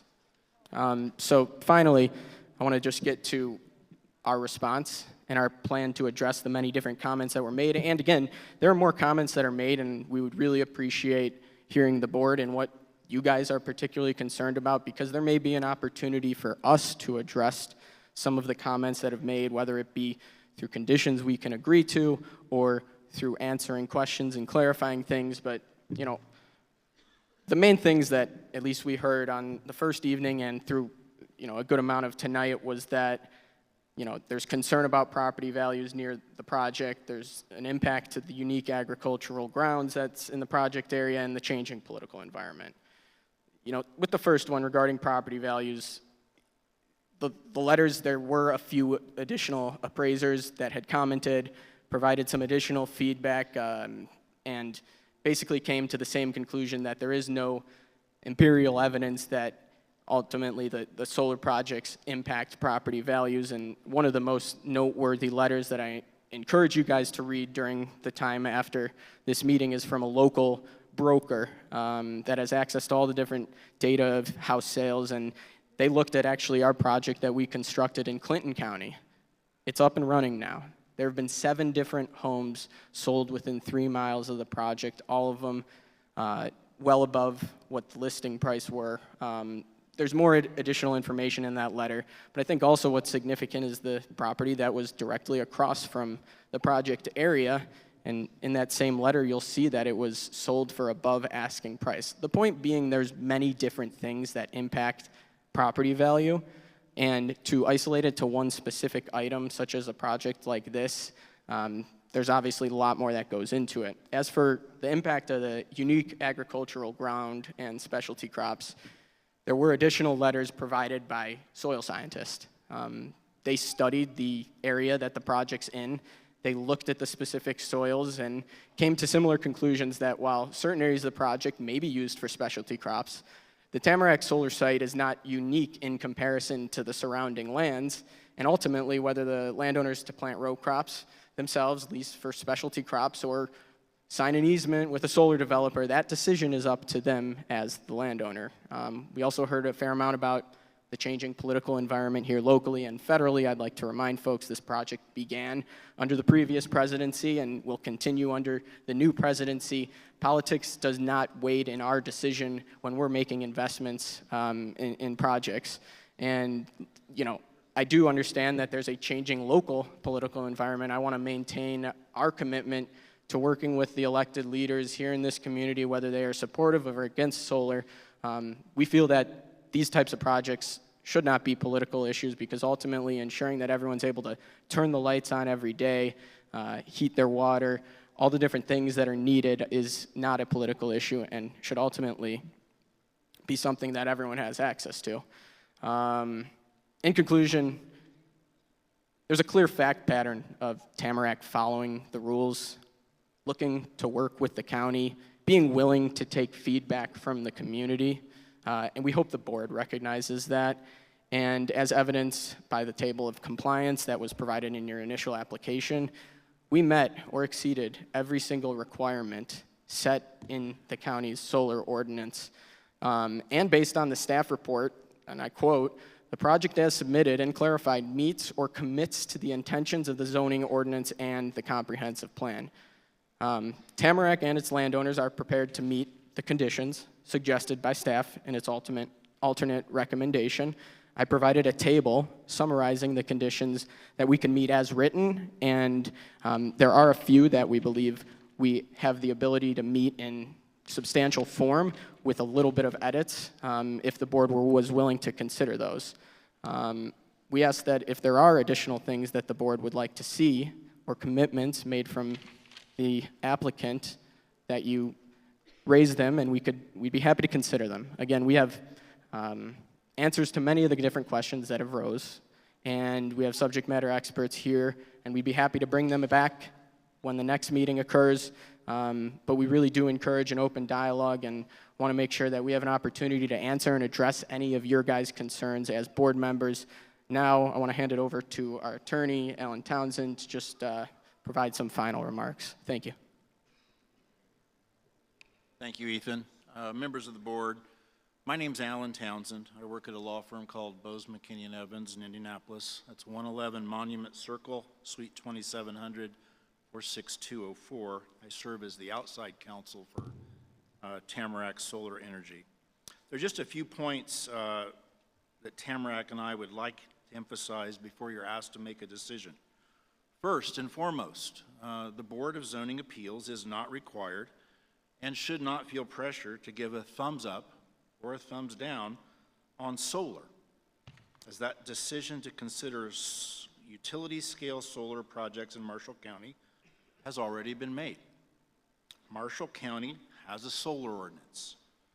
The solar ordinance states that one of the purposes is to bring the benefits of solar energy to Marshall County. So the role of the BZA is to determine Tamarac's compliance with the application requirements as set forth in the ordinance. And projects of this nature are authorized. So second, the real question, does Tamarac's application satisfy the approval criteria specified by law? We believe it meets each and every one, as demonstrated by the materials that have been submitted to you and the evidence you've heard in the form of testimony. What do I do when I get involved in one of these cases? I spend substantial time looking at the BZA staff report. I did that here. I encourage you to do the same. There are 4 components in the staff report that talk about whether Tamarac's application complies with your zoning ordinance. You've heard them spoken about many times here over the course of the hearing, but it's general welfare, development standards, ordinance intent, and the comprehensive plan. The BZA staff report says Tamarac's application satisfies all of them. The one we've heard spoken about most here tonight is the comprehensive plan. The staff report says the proposed use will be consistent with the character of the zoning district in which it is located and the Marshall County Comprehensive Plan. The staff report also goes on to say one of the options available to the BZA is to approve the project with conditions.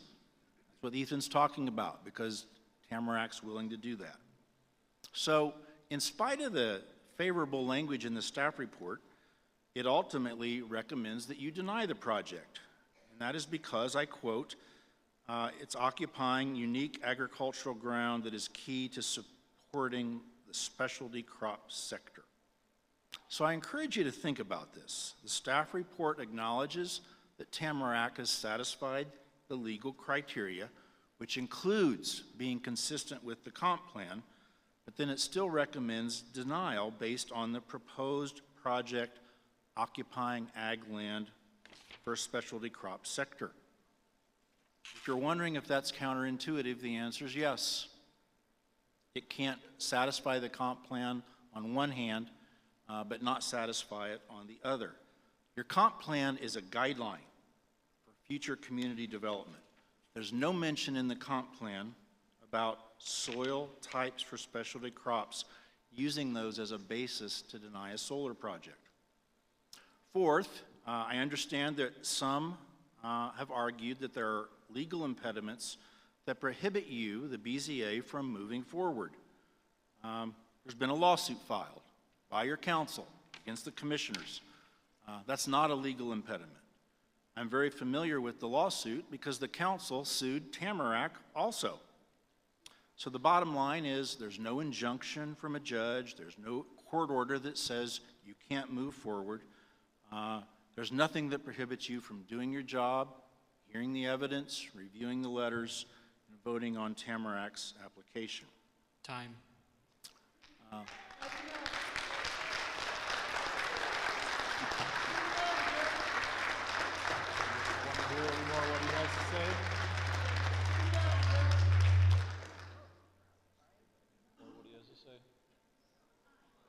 Sit him down.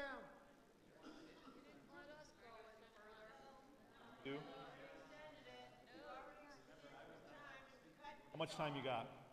I just have a couple lines. Do them quick. Let's get moving.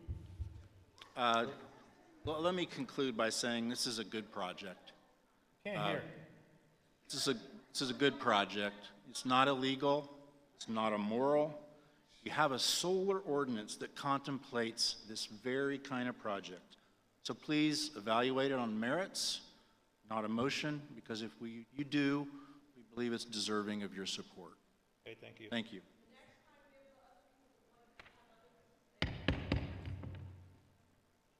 Okay. Next step is the president may permit, or the board, any questions on the rebuttal. I'll read it as it's. President may permit petitioner, I'm sorry, wrong one. President may permit additional comments from the public as necessary to clarify any issues of what was just stated. Those persons will be given 5 minutes each to speak unless otherwise permitted by the BZA. Do we want to do that?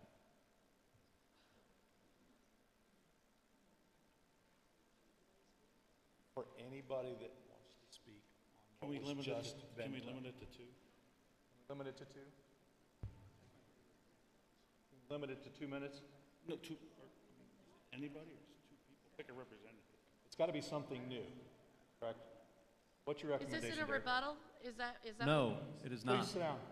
It's basically, this is a time that the president may permit the additional comments from the public to clarify any issues. Okay, so if there's any misconceptions, but it's not basically a time, and this is if the president allows this, but it's not a time just to come up and restate I'm gonna ask the a board. previously stated position. Yes? No? Do you want to start it if it just, What are they clarifying? I mean, they're just going to get up and...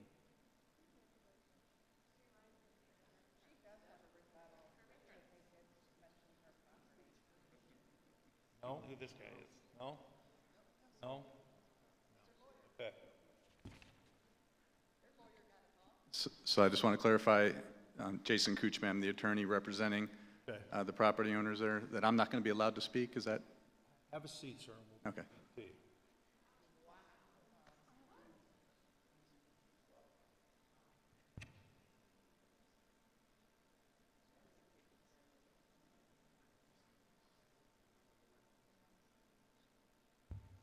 We don't normally do all this stuff in our meetings. That's why it's all new. So, trying to do it correctly.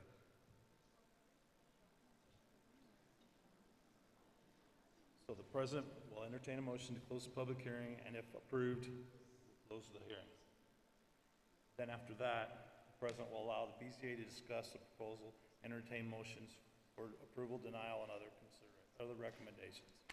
And we'll still be able to ask questions. And we'll be able to ask questions then. We're not going to have time to finish it, unfortunately. So, I would need a motion to close the public hearing. Attorney? Okay.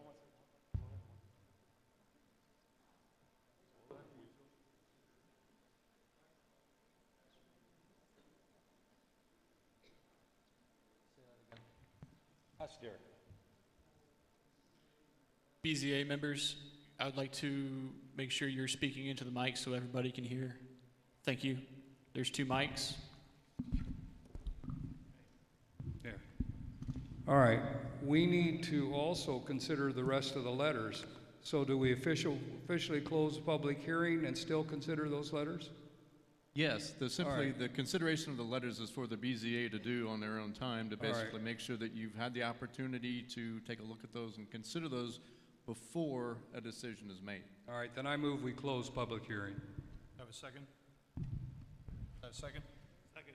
Motion made and second to close public hearing. Do a roll call or voice vote? Roll call. Okay, go ahead. Mr. Bennett, Mr. Hostetler, Mr. Kephart. Yes. Mr. Miller, Mr. Gustafson. Yes. Okay. Okay, the public hearing is now closed. So the president will then allow the BZA to discuss the personnel, the proposal, and entertain motions for approval, denial, or other recommendations. But again, before any final action can be taken, there does need to be consideration of the letters that were not read, if you've not had the opportunity to do that. So you can have discussion, but there cannot be a complete or final vote until you've had that opportunity to consider those letters. I didn't think we could have a final vote because we need to read those letters. Correct. Okay. But we can go ahead and start asking questions, correct? Okay. Who wants to start? You got a question?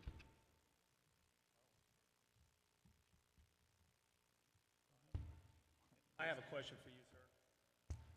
Sorry, you don't have to stand up, but when you said about the solar ordinance in Marshall County, was that for retail solar, commercial solar, or both? Well, it's certainly for commercial solar. I can't speak to retail solar. Okay, I was just making sure that the ordinance wasn't specifically for retail and it was just commercial. Is that what you're saying? Well, I haven't reviewed your 2024 ordinance for both components. Okay. It specifically allows the kind of projects proposed by Tamarack. Okay, thank you. So we can add to it. We can, if we don't like the setbacks, we can make them bigger? I'm asking you this question. You have authority to impose conditions on any approval, which Tamarack would have the opportunity to accept or reject. So that, reject? Pardon me? And if they reject? If they reject, then it probably means your vote would be a no. But if you impose conditions and give Tamarack an opportunity to consider them and say, we can do this, we can do this, we can do this, you can approve the application with conditions that you would oppose, some of which your staff has recommended in their staff report.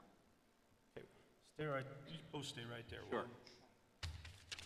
Fair enough. I got 2 pages of questions to ask you, so. That's a lot of questions. And I will, sorry to interrupt, I will add, if we don't have the opportunity to get through all of them, we would be happy to take your questions and provide. Yeah. I'm just saying if you want to provide them, we'd be happy to provide a written response to your questions. One of the things you asking for is when we grant a variance, it's good for 1 year, okay? If it's not done within a year, you have to come in and reapply. You're asking to go 4 years, changing our rule to 4 years, and if there's any litigation, you want to go longer than that. Explain to me why we should grant that. Yeah, thank you for that question, Jeff, and I understand that, that may seem like a significant request. It's because of the nature of these types of projects. They typically take a time period of somewhere between 6 to 9 years to build in all. It's a large-scale infrastructure project. Think of it like a airport or a large highway. It takes a very long time for these types of projects to get built, and there's many different things that go into consideration. I do have a timeline visual that I'd be happy to provide as a follow-up, but just as an idea, When do you want to start building? I'm sorry? When do you want to start building? So ultimately, should we move forward and get approval with this project, there's a second approval we need to obtain from the Indiana Utility Regulatory Commission. The regulatory process is typically 6 to 9 months. So we won't even find out from the Indiana Utility Regulatory Commission, likely within that year-long timeline. And, I understand your guys' ordinance is not typically seeing projects of this type. So what we're asking for is some type of leeway for us to move the project forward in a timeline that this type of project requires. So if I say no, I don't want to do it, the whole thing's off. It's likely that the project would not be able to pull a building permit within 1 year. Pardon me? We would likely not be able to pull a building permit within 1 year. Hard time hearing. I'm sorry. Can you hear me okay now, Jeff? Hold it a little farther. Sorry, I might be getting too close. Is this better? I've spent my whole life sitting on equipment, so my hearing's not very good. Okay. Sometimes it's really hard for me to hear. So- But I definitely want to hear what you're saying. Yeah, the question was, if you say, no, we will not grant you a 1-year approval, would we just... No, I say that we will not grant you over a 1 year. It just, you follow the rules that we already have. Understood. It is likely that we'd be unable to pull a building permit within 1 year. Okay. So when do you want to put the first post in the ground? So ultimately, we have to get regulatory approval. Once that happens, it gives us the ability to move forward with actually procuring the project's components, finding a buyer for this type of project. Finding a what? Finding a buyer for this type. Purchaser. Purchaser. A purchaser of the energy. You're talking about purchasing energy, correct? Correct. I'm sorry to interrupt. Where does the energy go to? Because I've heard... Let me ask questions. I don't want to be cut in. Is it easier if I don't me, use it the is. mic? Well, you're ultimately my audience, so, Okay. Do I need to be farther away? Is this better from here? Can you hear him now when he talks? I can. Okay. Okay. So a year, a date. Give me a number. It's likely the late 2020s when we would be starting construction on the project. Okay, so to put these in, they're in a queue. What's a queue? Good question. So a queue is a process for large-scale energy projects to connect into the grid. And ultimately, what the queue does is make sure that if one project connects to the grid, it's making sure that the grid can support it. And they're done in an order, right? They're done in order. What's your number? What's your queue number? It is in our application packet. I don't have it off the top of my head, but we do not have our final. Yes, yes. I hate to read, but I've read it all. So I don't have the queue number off the top of my head, but we submitted the queue position in 1802 maybe? Yeah, you got it. I know a little bit more. I went to this meeting, remember? Yeah. David was there. I seen things in that meeting threw up red flags. So you know what I've done since October 26th of last year? I've lived and died solar. I've been everywhere. I go to Dunn's Bridge every 2 months. I watch the whole construction process. I've seen what's gone on. I've been to New Carlisle. I've been to LaPorte County's zoning board. I've watched theirs. I've been everywhere. I know more about solar than anybody could ever imagine that I would ever know. So yeah, a lot of these questions I know the answer to. I want to know if you're going to tell me the answer, okay? And I want the truth. Yeah, and I'll share as much as I, where yeah. are they at in the queue right now? So we are currently in the second phase. The queue is a 3-phase process. Where are they in the queue of building them now? The ones ahead of you. They're built in order, right? So you don't. It's not necessarily built in order. You need to get your interconnection agreement, which allows you to then connect to the grid. But not every project, once they get their interconnection agreement, then immediately connects to the grid. The project needs to be constructed. The interconnection upgrades need to occur. The interconnection upgrades for this project may take 2 years. We don't know at this point in time, but the point I'm trying to make is that the interconnection process is a very long and arduous process, and we don't have our final results. We think that we might be able to get our final results in 2025. And then we'd be happy to come back and provide you update on what those final results are. Chances are... Why don't you come back and apply then to us? Because the project still has to go through many different steps. These types of projects take lots of planning, and this is the point in time when we have all of the land secured that we're looking to advance and get some certainty from the county as to whether we will be able to construct this project. Why didn't you come here 5 years ago and come to us first to see what the reaction would be, get permission from us, see what was going to happen, instead of going out to the landowners, getting all the land, and then bringing it up? Yeah, I didn't know anything much about this till I went to that meeting, and that's when I started really getting involved in it. Have a problem, Dirk? Oh, okay, just listen. All right. So the reason we didn't come to you then was we didn't have all the land. Once we had all the land, we then began initiating all the different studies, whether it's geotechnical studies, whether it's wetland delineations, whether it's a hydrology study. Once we have the results of all of those studies, then we have the ability to put together a layout, which is a prerequisite to apply for one of these types of projects in your county. So, if somebody comes in, builds a building, starts a business, and the neighbors turns them in and they come to us, is that how it's supposed to work? I'm not sure how that compares to a utility scale solar project. You've already started, you were out there, you've spent 5 years, you started signing people up in 18, 19? 19, 2020. You've had 5 years, right? No, it's been more than that. It's 18 and The first leases were signed in 2019. And I've been on this board. I didn't even know about it much till this. I knew somebody was talking about it. So I find it kind of hard to believe that. I guess one of the issues that I have is you guys knew about this stuff, and I'm talking all the solar, knew what was going on. You knew none of the counties were prepared for it, because it was so new. So you want to go in and take advantage of the rules that we don't have time to set up. Our county was lucky because the guy on the end set something up or we wouldn't even be here. The stuff had already been built like it's doing in Stark County. Those people had no chance. There was people over there that, no. If you want me to keep talking, double applause. I'll quit. So, but there was people over there that I talked to that this one lady, she looked out her window and they started bringing dozers and stuff in a cornfield across from her house. Had no idea what was going on. And a guy took me around there to show me what else, because I want the truth. I want to know what's going on. And anybody in this board will tell you that I'm the one that goes out there. I'll get up at 6 o'clock in the morning and go look at E&B paving to see if they're burners, if I can see it from the neighbor's house. I want this to be done right. I want to make sure that 2 years from now, 5 years from now, 10 years from now, these people here don't come up to me and say, you should have known better. You should have known that. So I have spent the last year and a half of my life going through this stuff. I've been all over. I don't sleep.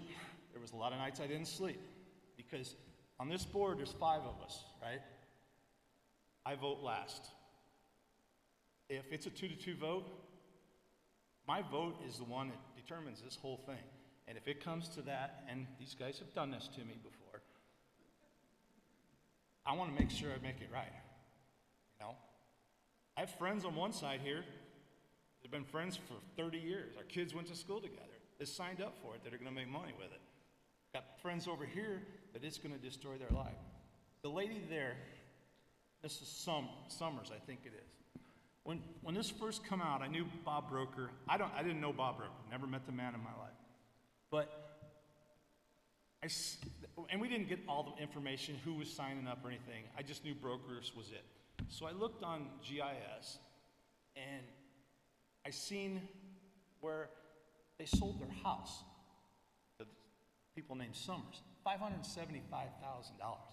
Then when I get the paperwork, put solar all the way around it except a little corner that's not there. $575,000 that these people paid for that house.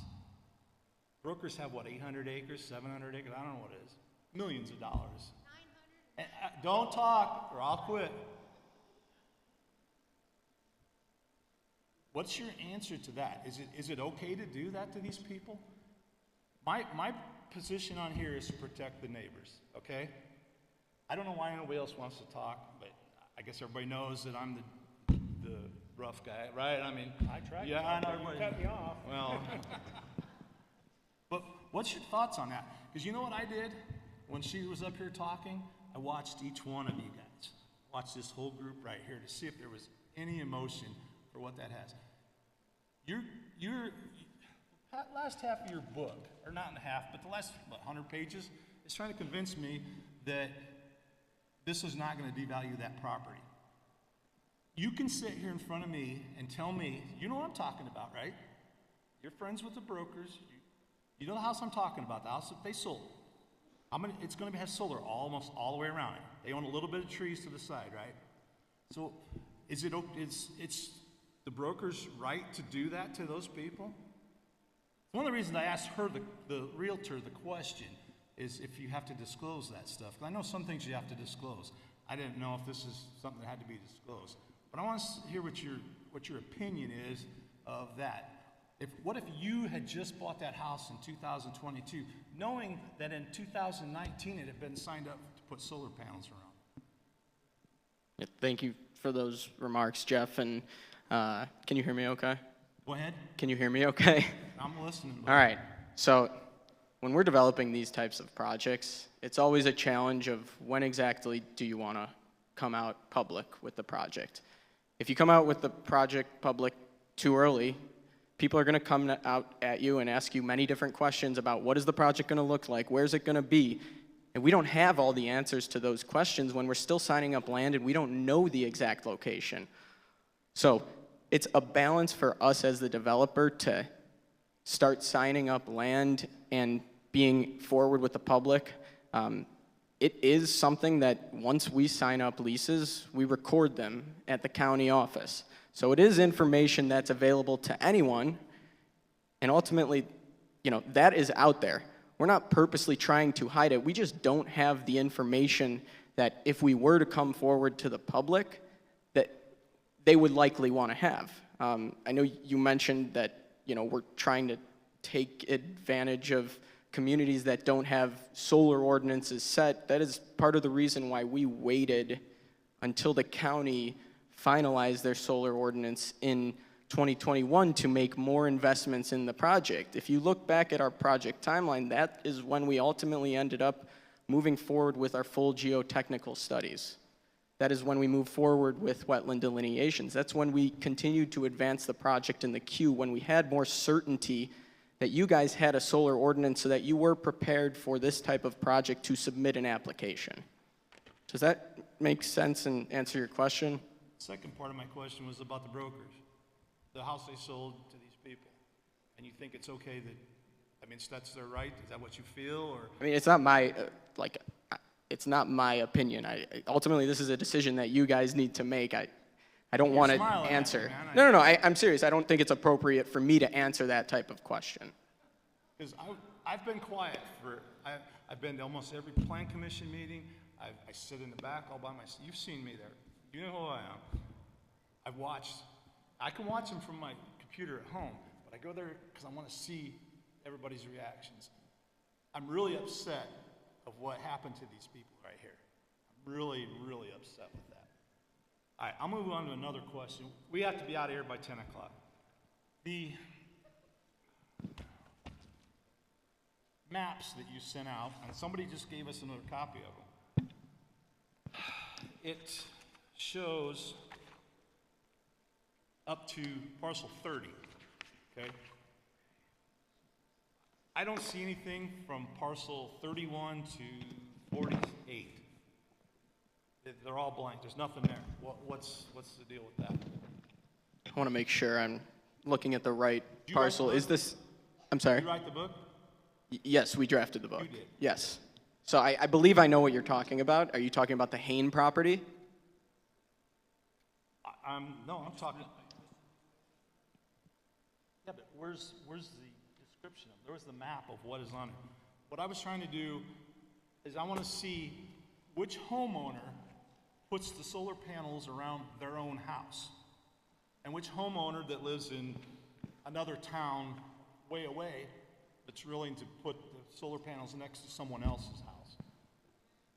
So I would ask this question. We'd be happy to respond to. First question. Yes. You made the book. I get up to 30 of the maps. You have them numbered.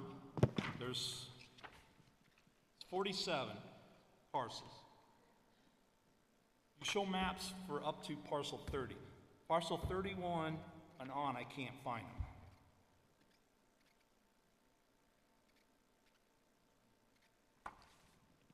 Parcel number 31. You're talking about Amor?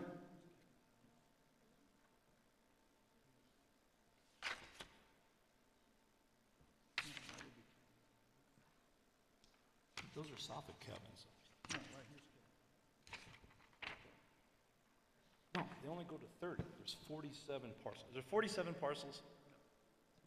Yes, correct. Yes. But these aren't parcels. Okay, maps. I'm talking maps. The one south of 30 are in the call. No, there. No, actually 28. Flip my page. Actually 30 is. Okay. There's 47. These 16th Road South is a culvert, right? Okay. Correct. So culvert handles that. We don't handle that, right? Okay. I can't find a map for 31. You don't have the pages numbered. Your aerial map doesn't This page right here. Yeah. Okay. You have maps for where the solar panels go, where the switches go and stuff, for everything except for lot 31 on down. Mr. President, Who's talking? that would be me. You have 10 minutes before 10. I believe it's advisable for you to establish Let's the do it. continuing date, time, and location for your next meeting. Do you have a date picked out, Ty? We have made sure that we've had the facility available for December 9th This facility is? For this facility, Okay. and you could continue it at 6 p.m.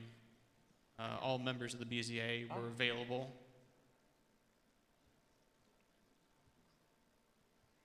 What do you want to do? You want to get this done? We can't because the letters are not open. We can't make a motion. We can't make the motion tonight, I Right. understand. We got to do one more, but when's the 9th? Next Monday. And just so you're clear, it would be a motion to continue this meeting to December the 9th, 2024, here at Plymouth Wesleyan Church at 6 p.m. It would only be the public meeting. Okay. There's no longer a public hearing component. But the public is obviously welcome to attend the meeting. Available tonight? Let's get it. Change Ninth? plan. I don't want to drag this out forever, so. We have our next meeting on December 9th. At 6 o'clock here. Do I have a second? Motion made and seconded. Who's second? Mattson. Matt, thank you. So, Mr. Bennett, Yes. Mr. Hostetler, Yes. Mr. Kephart, No. Mr. Miller, Yes. Mr. Gustafson. Yes. That was approved 4-1. The next meeting will be here at this location, December 9th, which is next Monday at 6 p.m. to continue the discussion. Okay, got a motion to adjourn. Dave, a second. Motion made second. Those in favor say aye. Aye. Opposed, nay. Motion carried. We are adjourned.